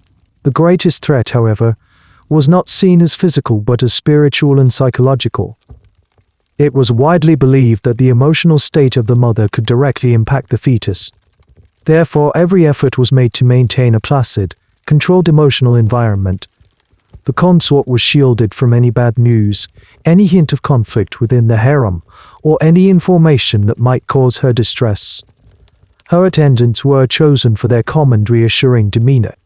The entire apparatus of the harem was mobilized to create an artificial bubble of tranquility around her. Prayers were recited daily for her well-being and that of the child, and amulets on talismans to ward off the evil-lined malevolent spirits were placed around her rooms. This sequestration was also a critical political maneuver. By isolating the pregnant consort, the Valide Sultan accomplished several goals simultaneously. First, she protected her investment. She ensured that no rival consort could physically harm the woman or cause her to miscarry through poison or a staged accident. Second, she controlled the flow of information. The pregnancy was an official secret of the state until it was too advanced to be concealed. The Valide Sultan prevented premature leaks that could destabilize the political situation, provoke jealousy among other consorts, or give factions at court time to conspire against the potential new heir. Third, and most importantly, the isolation reinforced the Valide Sultan's absolute ownership of the process. The pregnant woman was cut off from her own small network of friends or allies within the harem. Her only source of information, companionship, and reassurance was the Valide Sultan and her designated agents. This fostered an even deeper state of dependence. The consort was constantly reminded that her own survival and the future of her child rested entirely in the hands of the matriarch. She was not the mother of a future prince in her own right. She was the vessel for the Valide Sultan's grandchild. The 9-month seclusion with its gilded comforts and suffocating surveillance was the final stage in erasing any agency the woman might have had, ensuring that when the child was born, it would belong not to its mother, but to the dynasty, and by extension, to the dynasty as chief custodian. At the culmination of the 9-month sequestration, as the biological process reached its inevitable conclusion, the carefully constructed world of the pregnancy chamber transformed into a theater of state. The onset of labor signaled a transfer of authority. The physicians and attendants who had managed the consort's placid existence now receded, and a single figure of immense, specialized power came to the fore, the chief midwife of the harem, the EBES. This woman was not merely a medical practitioner, she was a high-ranking official of the imperial household, a keeper of its most intimate secrets, and in the critical moments of birth the final instrument of the Valide Sultan's will. Her allegiance was not to the woman in labor, nor to the child being born, but to the matriarch who presided over the entire dynastic project. This loyalty was the bedrock upon which the final, irreversible act of succession was built. The birthing room was prepared with the same meticulous care as a throne room for a coronation. It was scrubbed, fumigated with incense, unfurnished with fresh linens, and the necessary medical equipment of the era. But it was not a private, medical space. It was a chamber of state, and its audience was select and powerful. The Valide Sultan was the presiding presence, her expression a mask of calm, maternal concern that belied the intense political calculation taking place. By her side, just outside the immediate birthing area, often stood the chief black eunuch, the harem's enforcer. A small number of the most senior and trusted K-Alphas were also present, ready to assist. The consort herself, the focal point of the physical event, was politically the least significant person in the room. She was the vessel, and the time had come to deliver the content. In this tense, crowded space, the chief midwife was the absolute commander. Her authority in the medical domain was unquestioned, even by the Valide Sultan. She directed the assisting women, spoke in low, firm tones, and performed her duties with a practiced, unemotional efficiency honed over decades of such events. Her relationship with the Valide Sultan was one of perfect, unspoken understanding. The midwife knew precisely what was at stake, whose ambitions were tied to this birth, and what the political consequences of each potential outcome would be. Her every action, while ostensibly focused on the safe delivery of the child, was also a performance for the benefit of her true mistress. The atmosphere during the delivery was one of hushed, unbearable tension. The future of the empire, the validation of one consort's rise, and the potential obsolescence of others all hinged on the events of the next few hours. The midwife's hands were, at this moment, the most important instruments of state. When the child was finally born, a sequence of events unfolded with the precision of a military drill. The midwife's first action before the child even drew its first full breath was to determine its sex. This was the single most important piece of information in the Ottoman political universe. Her next action was the ultimate demonstration of her allegiance. She did not turn to the exhausted mother to announce the news. Instead, she would take the newborn, wrap it in a designated cloth, and turn directly to the Valide Sultan. Her gaze would meet the matriarch's, and she would make her proclamation in a clear, formal tone. If the child was a girl, the announcement was simple and subdued. A princess was a valuable asset for dynastic marriages, but she was not a contender for the throne. The room would relax into a state of mild, polite disappointment.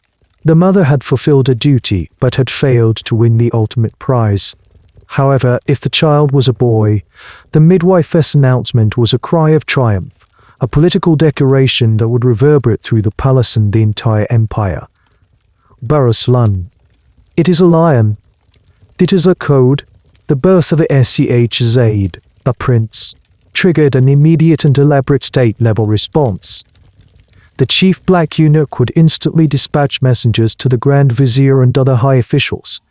Cannons would be fired from the palace ramparts to announce the news to the city of Istanbul. A formal ceremony of naming the prince would be scheduled. The mother's status would be instantly unpermanently transformed. She was now a Kadn, the mother of a potential sultan, a formidable power in her own right.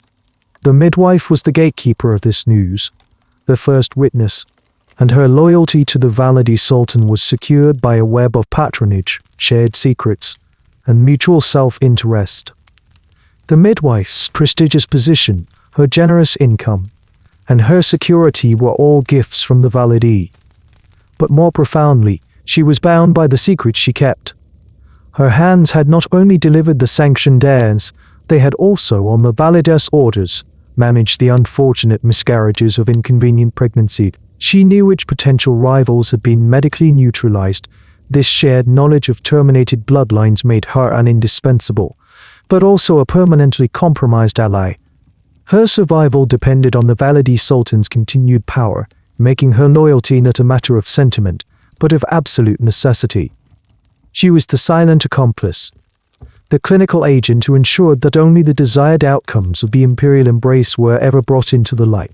The birth of a son was a moment of supreme triumph, but it was also the beginning of a new and far more dangerous phase of the political game. The concubine who had begun her journey as a nameless Kye had now achieved the highest possible rank for a consort. She was a Kadn, the mother of a prince. For the harem's most successful women, during the 16th and 17th centuries, this status was often formalized with the unique and powerful title of Hosekai Sultan. This was not merely an honorific, it was a formal recognition of her new role as a political entity. The Hosekai was no longer just a vessel for the dynasty, she was now the matriarch of a potential future dynasty, a rival power center growing within the harem itself. Her rise was a testament to the Valide Sultan's initial success in placing a favored candidate, also represented the creation of her most formidable and intimate adversary. The transformation in the woman's status was immediate and dramatic. As a Hosekai Sultan, she was granted her own private apartments or dare within the harem, a suite of rooms that was second in size and opulence only to that of the Valide Sultan. She was assigned a large retinue of personal servants, including her own treasurer Nedar, her own chief stewardess Ket, Udakadn, and dozens of junior girls to attend to her needs. Her daily stipend, or basmaklk, was increased exponentially, often consisting of the revenues from entire estates or provinces, granting her immense personal wealth and financial independence. This was not a personal allowance, it was a political war chest.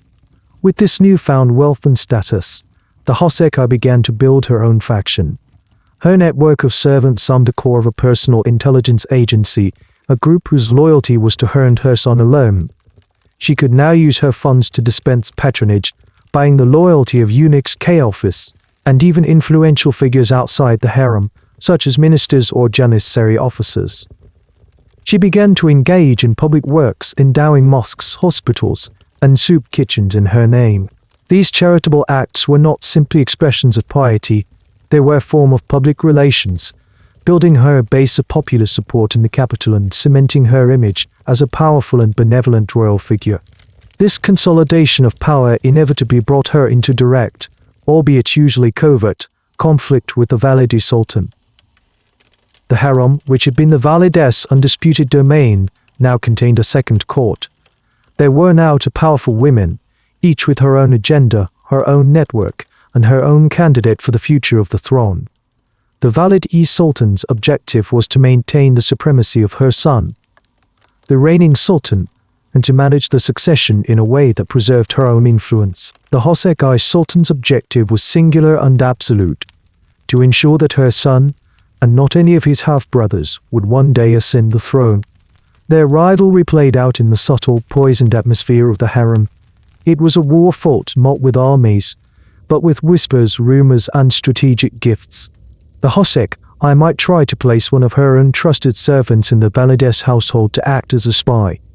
The Valide, in turn, would use her established network to monitor the Hosekai's every move, her every expenditure. They competed for the Sultan's ear. The Valide had the advantage of their long-standing bond of maternal dependence. The Hosekai wielded the power of sexual intimacy and the paternal affection the Sultan felt for her son. Each woman would try to influence the Sultan's appointments, promoting their allies to positions of power in the government and undermining the candidates of their rival. The ultimate prize in this struggle was control over the Sultan's perception of the various princes. The Hosekai would constantly work to present her own son as the most intelligent, capable, and loyal of all the Seherts. She would ensure he was beautifully dressed, well-schooled, and always on his best behavior in his father's presence. Simultaneously, she might subtly sow seeds of doubt about her rival's sons. A story might be circulated about another prince's arrogance, his disobedience, or, most dangerously, his burgeoning and unseemly ambition. The Valide, in her turn, would work to maintain a sense of balance, reminding the Sultan of the virtues of his other sons and guarding against any single Hosekai becoming too powerful. This cold war between the two most powerful women in the empire was a structural inevitability of the system. The very process designed by the Valide Sultan to produce an heir had, by its success, created her own replacement and nemesis. The former protégé, He was now a peer, a queen in waiting. The harem was no longer a monolith ruled by one matriarch. It was a duopoly, a landscape of shifting allegiances and constant veiled hostility. The ultimate outcome of this struggle would only be decided by the death of the reigning sultan, at which point one woman would be elevated to the supreme position of Valide Sultan, and the other would be relegated to the old palace, her power extinguished forever. The birth of a prince, heralded by the midwife's triumphant cry and the roar of palace cannons, was an event that immediately transcended the confines of the harem and reconfigured the political landscape of the entire empire. While inside the harem the birth represented a victory for one woman and her faction, outside its walls it introduced a new, living variable into the complex equation of state power. ASCH was not merely a child from the moment of his birth, he was a political symbol, a future sovereign, and most dangerously a potential rallying point for every ambitious and dissatisfied element within the Ottoman elite. His existence was a constant, silent reminder of the reigning sultan's mortality and the inevitability of succession. Immediately following the announcement, a series of elaborate court ceremonies were set in motion, designed to formally integrate the newborn into the dynastic and religious fabric of the state. The first and most significant of these was the naming ceremony. A few days after the birth, the sultan, accompanied by the Grand Vizier, the Sheikh al-Islam, and other high dignitaries would proceed to the harem. In a formal gathering, the sultan would take the infant in his arms, whisper the call to prayer adhan into his right ear, and then proclaim his name 3 times. The choice of name was itself a political act, often reflecting a revered ancestor or a symbolic virtue, connecting the infant to the grand narrative of Ottoman history. This ceremony was followed by a period of public celebration. The city of Istanbul would be decorated, festivals would be held, and the sultan would demonstrate his benevolence by distributing alms to the poor and granting gifts to the janissaries and the court officials. These celebrations served a crucial political purpose. They solidified public recognition of the new prince, making his existence an undeniable fact of life for the populace and the elite. They also served as a loyalty test. The enthusiasm and generosity displayed by a particular pasha or vizier in their celebration of the birth was a public measure of their allegiance to the current line. For the prince's mother, the Hosegai, this period was a critical opportunity to consolidate her new power. She would receive a formal congratulatory visit, the Tebrik Ivila Det, from the wives of all the senior ministers of state. This was not a social call, it was a political pilgrimage. Each visitor would present lavish gifts to the new mother and her child, tangible tokens of their husband's loyalty to her faction. The Hosegai would, in turn, use her new influence to advocate for her allies, subtly suggesting to the sultan that the pasha who presented the most magnificent gift was surely a man of great loyalty and deserving of promotion. However, the birth of a new prince also had a profoundly destabilizing effect, particularly on his older half-brothers living in the confinement of the kafes. Each new birth was a fresh threat. It introduced another rival for the throne, another life that stood between them and their own potential survival and sovereignty. If the new prince was born to a particularly favored Hosegai, the other princes and their mothers would watch with intense anxiety, seeing the sultan's affection for the newborn as a direct threat to their own standing. The birth would trigger a flurry of quiet political maneuvering, as the mothers of the older princes redoubled their efforts to maintain their sons' relevance, seeking alliances and sending secret messages of reassurance to their own supporters and the government. More broadly, the existence of multiple princes, each with a powerful and ambitious mother, created natural fault lines within the Ottoman power structure. Ambitious military commanders, disaffected viziers, or religious leaders with a political agenda might secretly align themselves with the faction of a particular prince. They would see in him a potential future patron, a means to overthrow the current establishment and advance their own careers. A prince, even as an infant, became a vessel for the ambitions of others. His heir in the harem, presided over by his mother, became the nucleus of a shadow court, a government in waiting. The sultan himself was acutely aware of this dynamic. While he might feel genuine paternal affection for his newborn son, he also recognized him as a potential future threat. The history of the Ottoman dynasty was littered with examples of sons overthrowing their fathers. Therefore, from the moment of birth, a prince was placed under a system of loving but total surveillance. His education, his friendships, his every word were monitored for any sign of premature ambition. The very celebrations that announced his arrival were also the first step in constructing the gilded cage in which he, like his brothers, would eventually be confined. The birth of a prince did not just create an heir, it created a future prisoner and a potential rebel, setting in motion the tragic, cyclical logic of Ottoman succession. The intricate dance of harem politics, the rivalries between the Valide and the Hosekai, the jockeying for position among the mothers of princes was all predicated on a single, brutal fact that overshadowed the life of every male born into the dynasty. This was the institutionalized practice of fratricide. The birth of a prince was a celebration, but it was also the introduction of a new candidate into a zero-sum game of survival. When a sultan died and one of his sons ascended to the throne, the lives of all the other princes were forfeit. This was not an act of passionate, spur-of-the-moment cruelty, it was a calculated and legally sanctioned act of state, considered essential for the preservation of the empire's stability. The law of fratricide was the final, bloody resolution to the dynastic competition so carefully nurtured within the harem's walls. This policy was formally codified by Sultan Mehmed I, the conqueror of Constantinople, in the 15th century. His famous edict stated, "For the welfare of the state, the one of my sons to whom God grants the sultanate may lawfully put his brothers to death."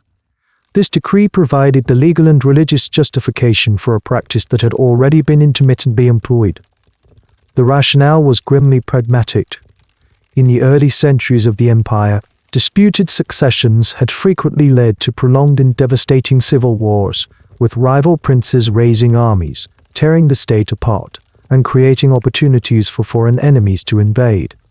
The execution of all rival claimants at the moment of succession was seen as a necessary evil, a surgical strike to prevent a far greater bloodletting. It was a choice to sacrifice the family to save the state. The moment a sultan died, a silent, frantic protocol was initiated.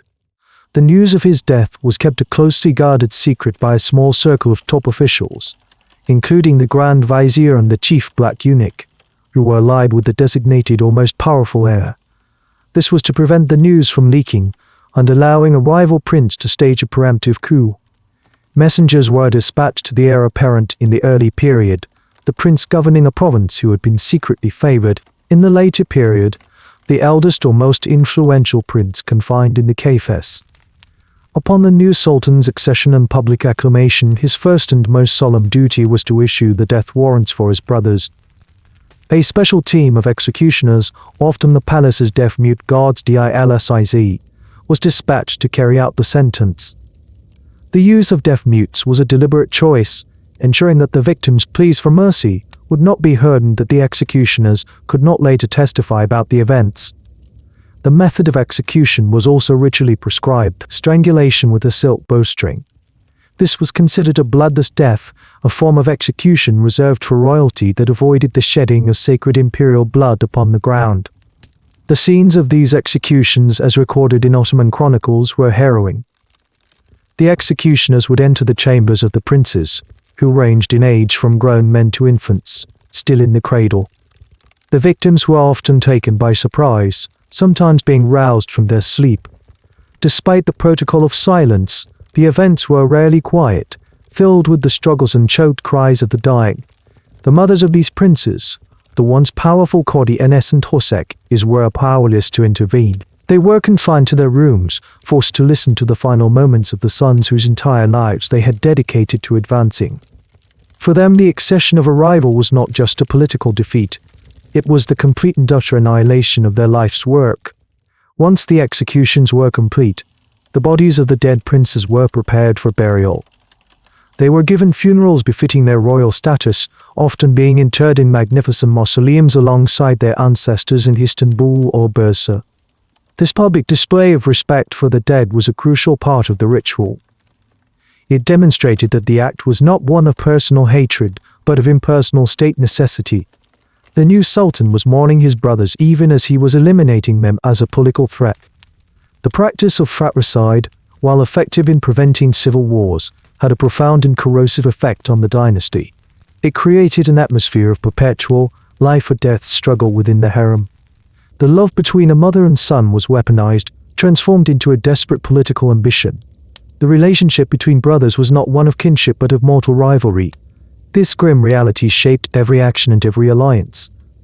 The Valide Sultan, in managing the succession, was not just choosing which bloodline would rule.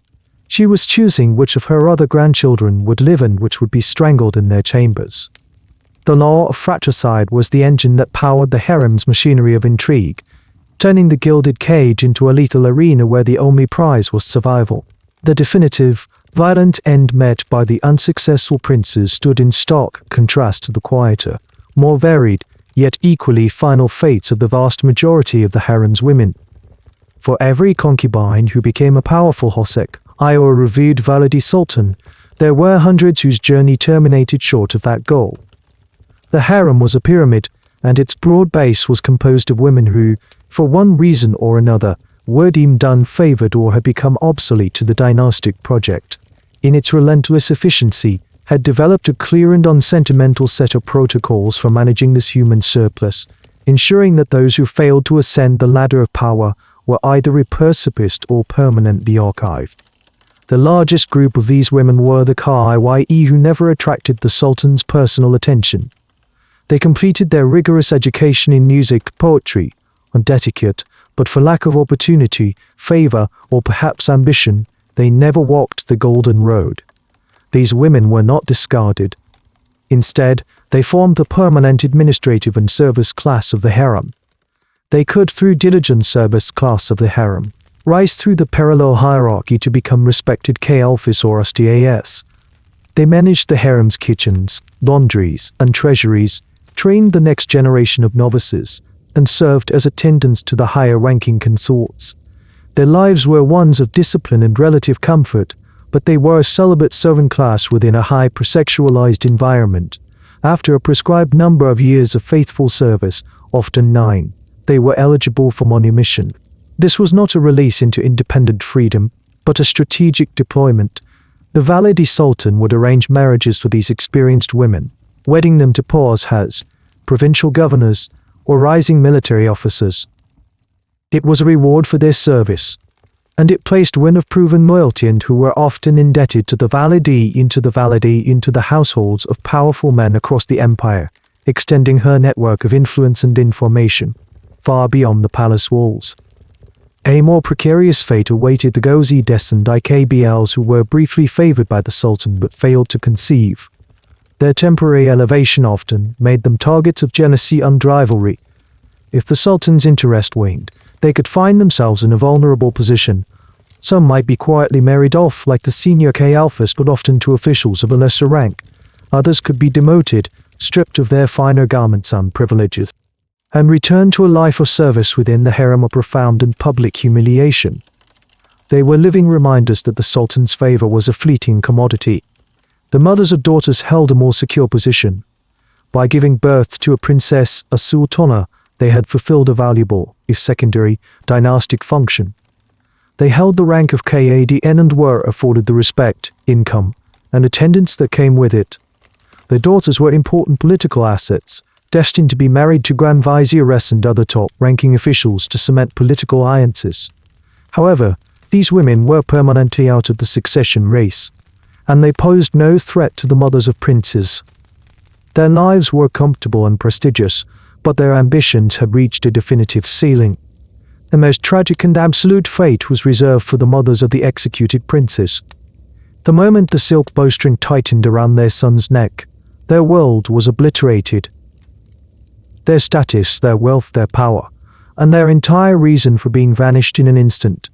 The accession of a new sultan and the death of their son precipitated an immediate and irreversible fall from grace. They were stripped of their titles, their jewels, and their opulent apartments. Their personal staff was reassigned.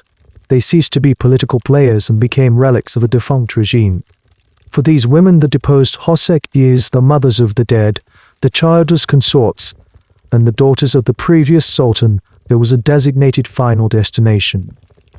The Eski Saray, the old palace, located in the heart of the old city, far from the Topkapi's center of power, the Old Palace, was an institutional repository for the harem's living ghosts. It was a vast, sprawling complex that became a gilded prison for the women of bygone reigns.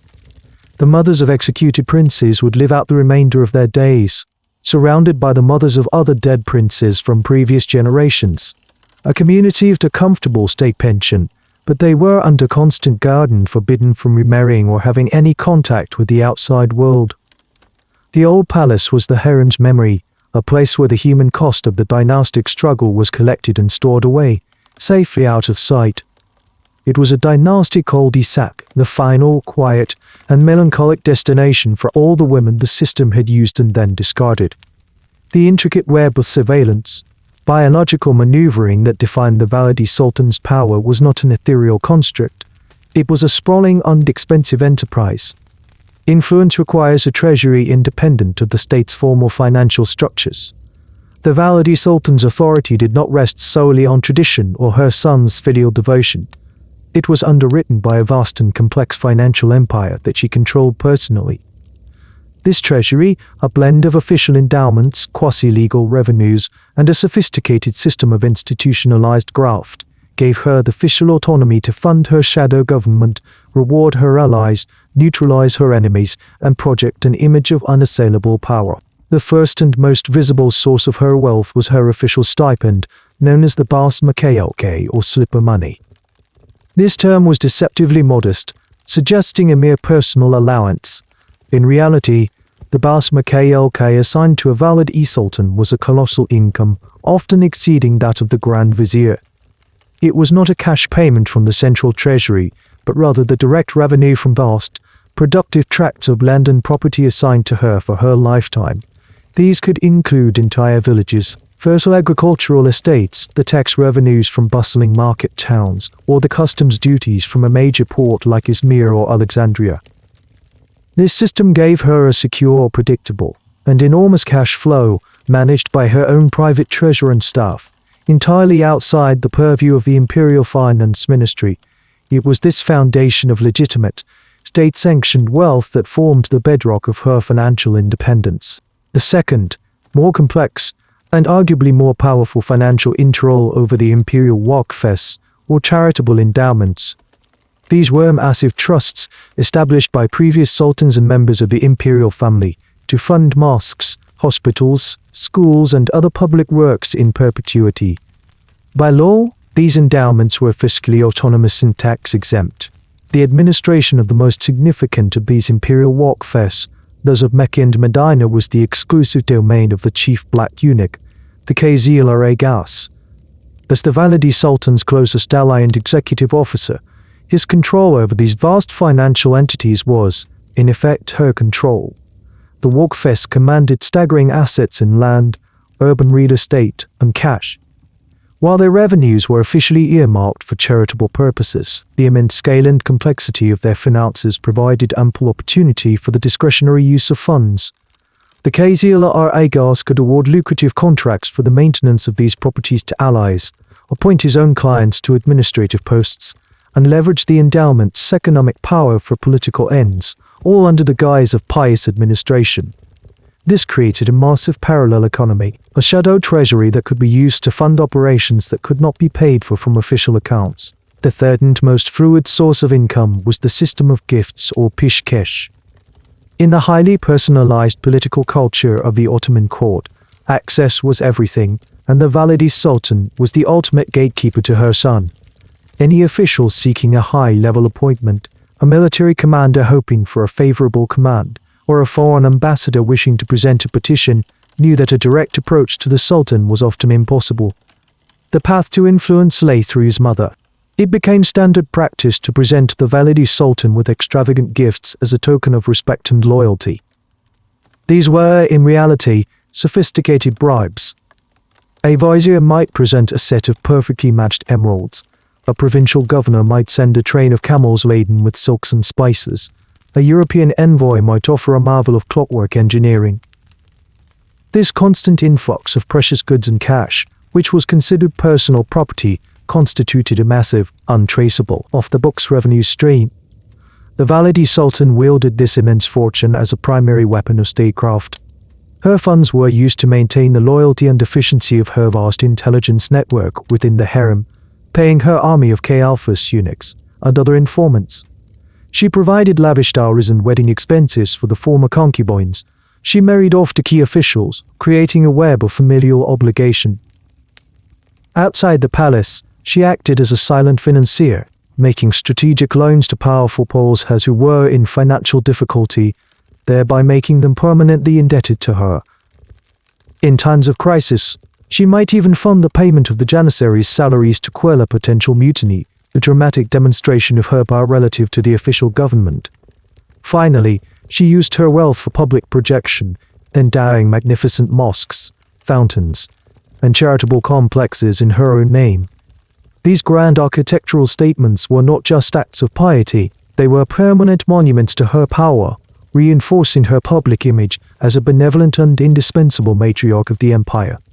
Her treasury was not just a collection of assets, it was a dynamic, functioning system that converted wealth into loyalty, secrecy, and control. The immense power and wealth controlled by the Valide Sultan and her chief rival, the Hosek-I Sultan, created a state of perpetual, low-intensity conflict within the harem. This was not a war of open confrontation. Direct challenges to authority were unthinkable and would result in swift, lethal punishment. Instead, it was a campaign of psychological warfare, a contest fought in the shadows with the subtle, deniable weapons of rumor, innuendo, and meticulously orchestrated sabotage. The goal was not to destroy the rival physically, but to erode her base of support, undermine her credibility with the Sultan, and create an atmosphere of paranoia and mistrust that would paralyze her operations. Every woman in the harem, from the lowest Ka-Iye to the highest K-Alpha, was a potential soldier or casualty in this silent, vicious struggle. The most potent weapon in this arsenal was the carefully crafted rumor, or se'ia, a whisper initiated by a trusted servant of one faction and strategically repeated in the bathhouses, the kitchens, and the sewing circles could spread through the harem with the speed of a contagion.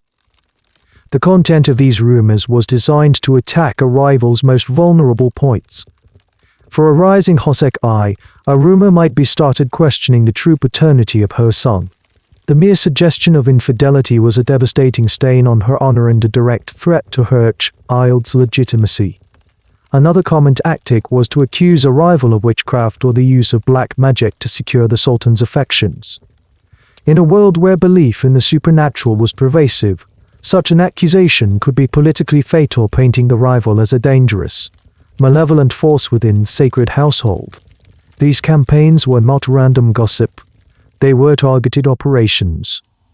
If the Valide Sultan wished to discredit a Hosek-I who was gaining too much influence over her son, she might instruct her agents to spread stories of the Hosek-I's arrogance. Servants would overhear the Hosek-I making dismissive remarks about a respected court official or even about the Valide Sultan herself.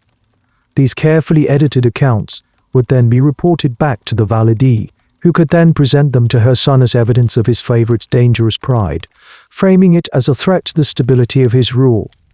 The Hosek-I, in turn, would employ the same methods, perhaps spreading rumors that the Valide was growing frail and mentally infirm, or that she was secretly favoring one of the other princes over the Sultan's chosen heir. Another key tactic was the manipulation of perceived omens and prophecies. A dream overheard from a sleeping servant, a strange pattern in the flight of birds over the harem courtyard, or the ravings of a supposedly clairvoyant old woman could all be manufactured and interpreted to support one faction's agenda. A prophecy foretelling greatness for a particular prince could be circulated to bolster his mother's standing, while a dark omen associated with a rival could create an aura of misfortune around her, making others hesitant to ally with a seemingly doomed cause. Sabotage was a more direct, but still deniable, form of attack. This rarely involved outright violence. Instead, it was a series of minor, irritating, and humiliating incidents designed to disrupt a rival's life and display her powerlessness. A magnificent gown intended for a special ceremony might be accidentally stained with wine just moments before it was to be worn. A crucial letter from an ally outside the palace might conveniently go missing. A favored servant might suddenly fall ill with a mysterious stomach ailment after eating a meal. Each individual incident was small enough to be dismissed as a coincidence, but the cumulative effect was to create an environment of constant stress and anxiety for the target, making her appear flustered, incompetent, and unable to control her own household. This psychological warfare extended to the children, the princes themselves. A rival's son might be subtly encouraged into acts of disobedience by a servant secretly in the pay of another faction. The boy's subsequent punishment by his tutors would then be reported as evidence of his unruly and unsuitable character. Conversely, a faction would go to great lengths to protect their own prince from such manipulation, surrounding him with a retinue of absolutely loyal servants who monitored his every interaction. The ultimate aim of this constant psychological pressure was to induce a mistake. A woman pushed to the edge by rumors, sabotage, and isolation might finally break protocol, lashing out in anger, making an ill-advised accusation, or attempting a clumsy, direct confrontation. This was the moment her enemies were waiting for. Her emotional outburst would be framed as evidence of her instability and treasonous nature, providing the pretext for her official sanction on removal. The most decisive battles were fought and won not on a field of combat, but in the minds of the combatants. Power within the Ottoman Harem, even the supreme authority of a Valide Sultan, was not a permanent possession. It was a vicarious power entirely dependent on the life and reign of a single man. Her son, the Sultan, the moment he died or was deposed, her authority evaporated. The intricate network of loyalty she had spent decades building, the vast treasury she commanded, and the aura of invincibility that surrounded her all vanished. The system that had elevated her to the pinnacle of the empire was just as efficient at casting her down. For a matriarch who lost her link to the throne, the fall was swift, absolute, unstripped of all ceremony, a brutal reminder that her power was merely a loan from the state, a loan which had just been recalled. The most common cause of a Valide's fall was the natural death of the Sultan. As her son lay on his deathbed, the Valide Sultan would face the terrifying certainty that her reign was ending. Her final political act was a desperate attempt to influence the succession, to ensure that a grandson she favored, ideally one whose mother was a weak or compliant ally, would ascend the throne. This would allow her to transition into the role of Grand Valide, a respected but politically neutered dowager, retaining some measure of prestige and security. But this was a gamble. More often than not, the faction of the eldest surviving prince, led by his own ambitious mother, would have already secured the allegiance of the Grand Vizier and the Janissaries. The moment the Sultan's death was announced and the new heir was proclaimed, the transfer of power was instantaneous. The mother of the new Sultan immediately assumed the title and apartments of the Valide Sultan. The former Valide, now stripped of her title, was demoted to the status of a dowager. The eunuchs and Caiaphas, who had bowed to her moments before, now turned their allegiance to the new power. Her orders were no longer obeyed. Her access to the treasury was cut off. Her entire world reconfigured itself around a new center of gravity. Her removal from the Topkapi palace was swift. In a matter of hours, she was required to gather her personal belongings and prepare for her final journey. She was not permitted to remain in the seat of power, where her presence could be a source of intrigue or rallying point for those loyal to the old regime. Her destination was the same one designated for all the other discarded women of the dynasty. The old palace, the Eski Saray. The journey from the splendor of Topkapi to the melancholic exile of the old palace was a profound and public humiliation, a procession that marked the definitive end of her political life. A more violent and unpredictable end to a Valide's power came through a deposition. The 17th century, in particular, was a period of political instability, and several sultans were overthrown by Janissary rebellions or palace coups.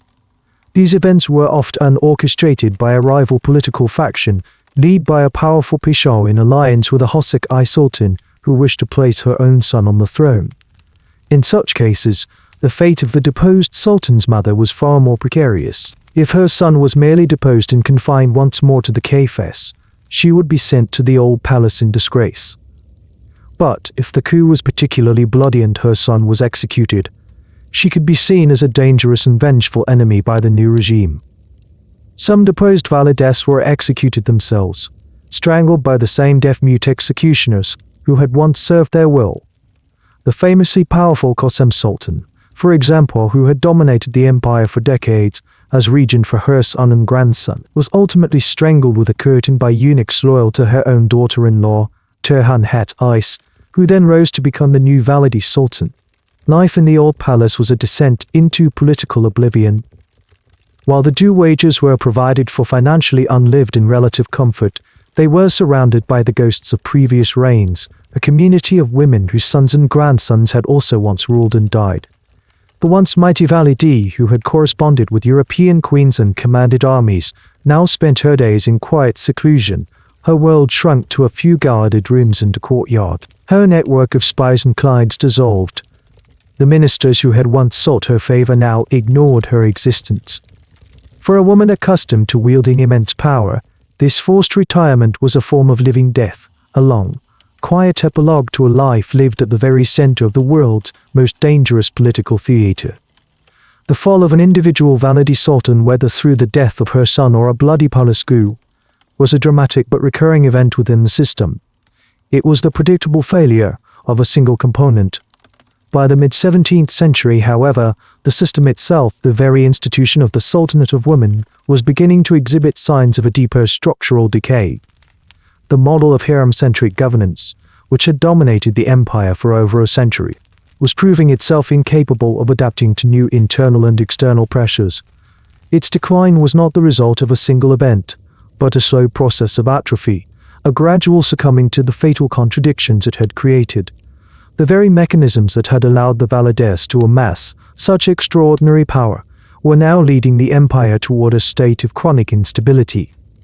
The foundational flaw was the kafes system, the confinement of princes, which had so effectively created the weak, dependent sultans through whom the Valides could rule, had a catastrophic long-term effect on the quality of imperial leadership.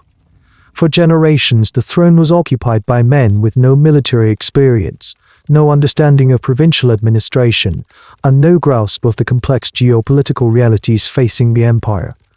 They were masters of harem intrigue but novices in statecraft. While a formidable Valide Sultan like Qasim could compensate for her son's deficiencies, the model was inherently brittle.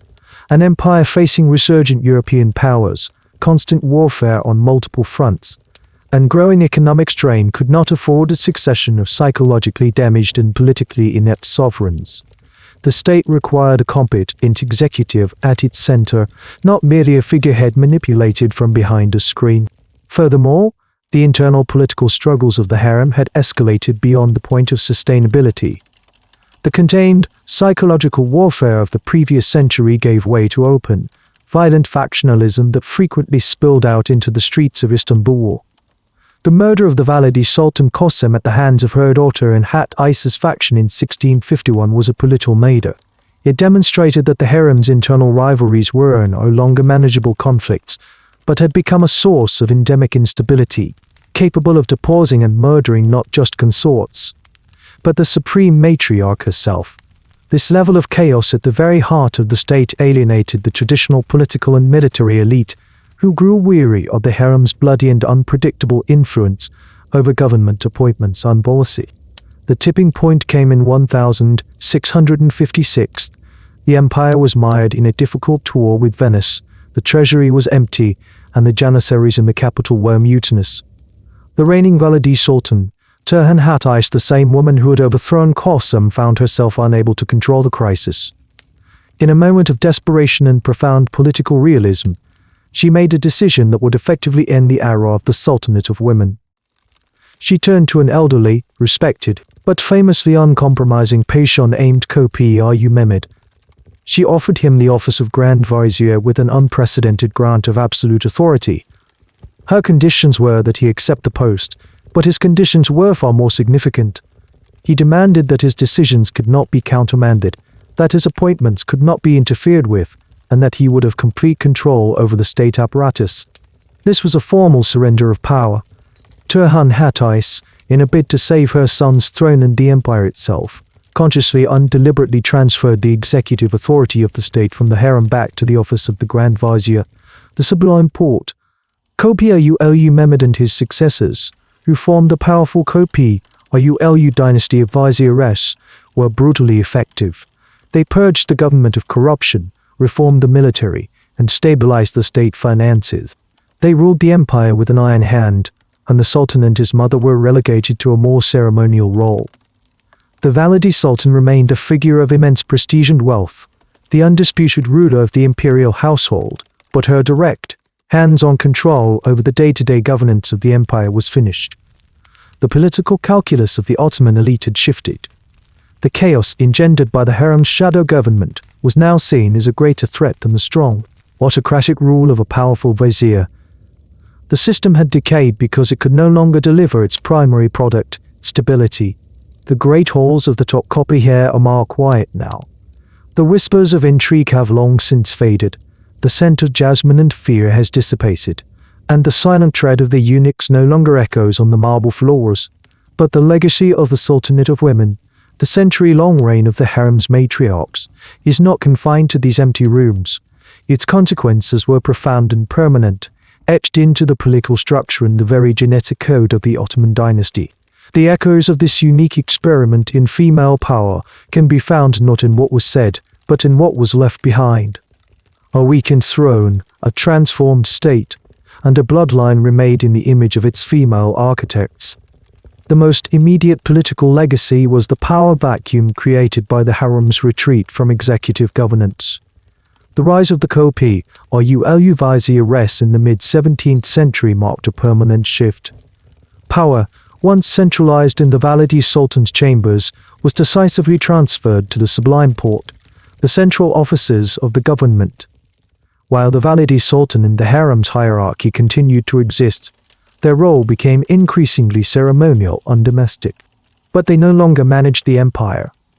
The memory of the Sultanate of Women became a cautionary tale for subsequent generations of Ottoman statesmen, a symbol of the chaos that could ensue when the natural order of governance was disturbed. However, the most damaging institutional legacy of the era endured long after the Valide's direct power had waned. The kafes system, the gilded cage for princes that had been the key enabler of their mother's dominance, was never abolished. It continued to be the standard method for managing the succession until the very end of the empire.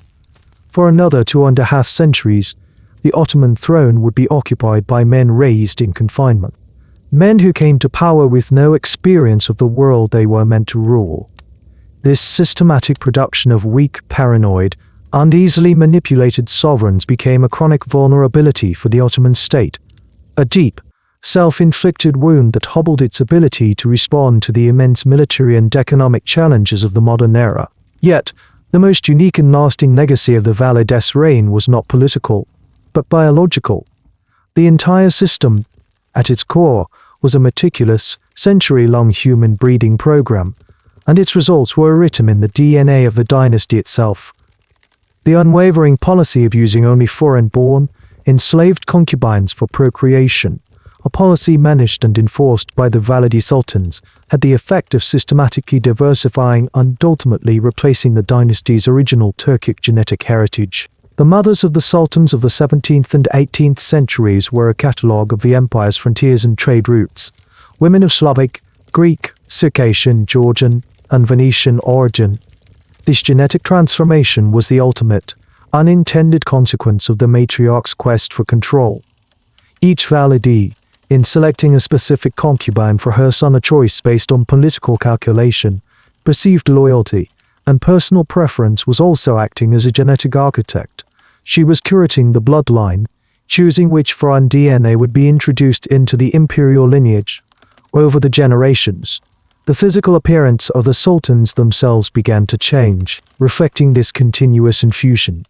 The Ottoman dynasty became a living, biological ledger of the women who had been captured or sold into its service. The silent halls of the harem are the monument to a system that, in perfecting its control over the succession, fundamentally remade the very blood of the sovereigns it was designed to protect, creating a dynasty that was, in its genes, a reflection not of its patriarchal origins, but of its captive mothers. And so we leave the silent halls of the Topkapi Palace. The name's Kosem Turhan. Sophia, Harem begin to fade back into the pages of history. Their struggles, which seem to them to be the very center of the universe, are now just whispers in a long, quiet corridor of time. What we have witnessed is more than just a story of palace intrigue, of poison and silk bowstrings. It is a clinical examination of a system. A system designed to ensure stability, but which instead bred paranoia. A system that granted a small number of women almost absolute power, but only within a gilded cage from which there was no escape. It is a testament to the profound and often terrible logic that emerges when human ambition, biological imperatives, and the mechanisms of state power are fused together. The individual women, the thousands of Kaiy who entered those gates, each carried a life, a history, a hope. But the system was indifferent to them. It saw them only as assets or liabilities, vessels or threats. Their personal tragedies and triumphs were mere data points in a dynastic calculation. And the matriarchs who rose to the top, were they truly the masters of this system, or were they simply its most successful, and ultimately most tragic products? They wielded immense power, but they too were prisoners of the same brutal logic. Protect the son, secure the bloodline, destroy all rivals. As you prepare for sleep, let the details of their lives dissolve. Let go of the names and the dates, and listen instead for the deeper resonance. The story is about the architecture of control, and how any system, no matter how perfectly designed, can be warped by the simple, timeless human desires for power, security, and love for one's own child. The story is a reminder that the most inescapable cages are often the ones we build for ourselves. The names change. The dates are different, but the echoes of these events can still be heard today if you listen carefully enough. The lesson is now yours. Tonight,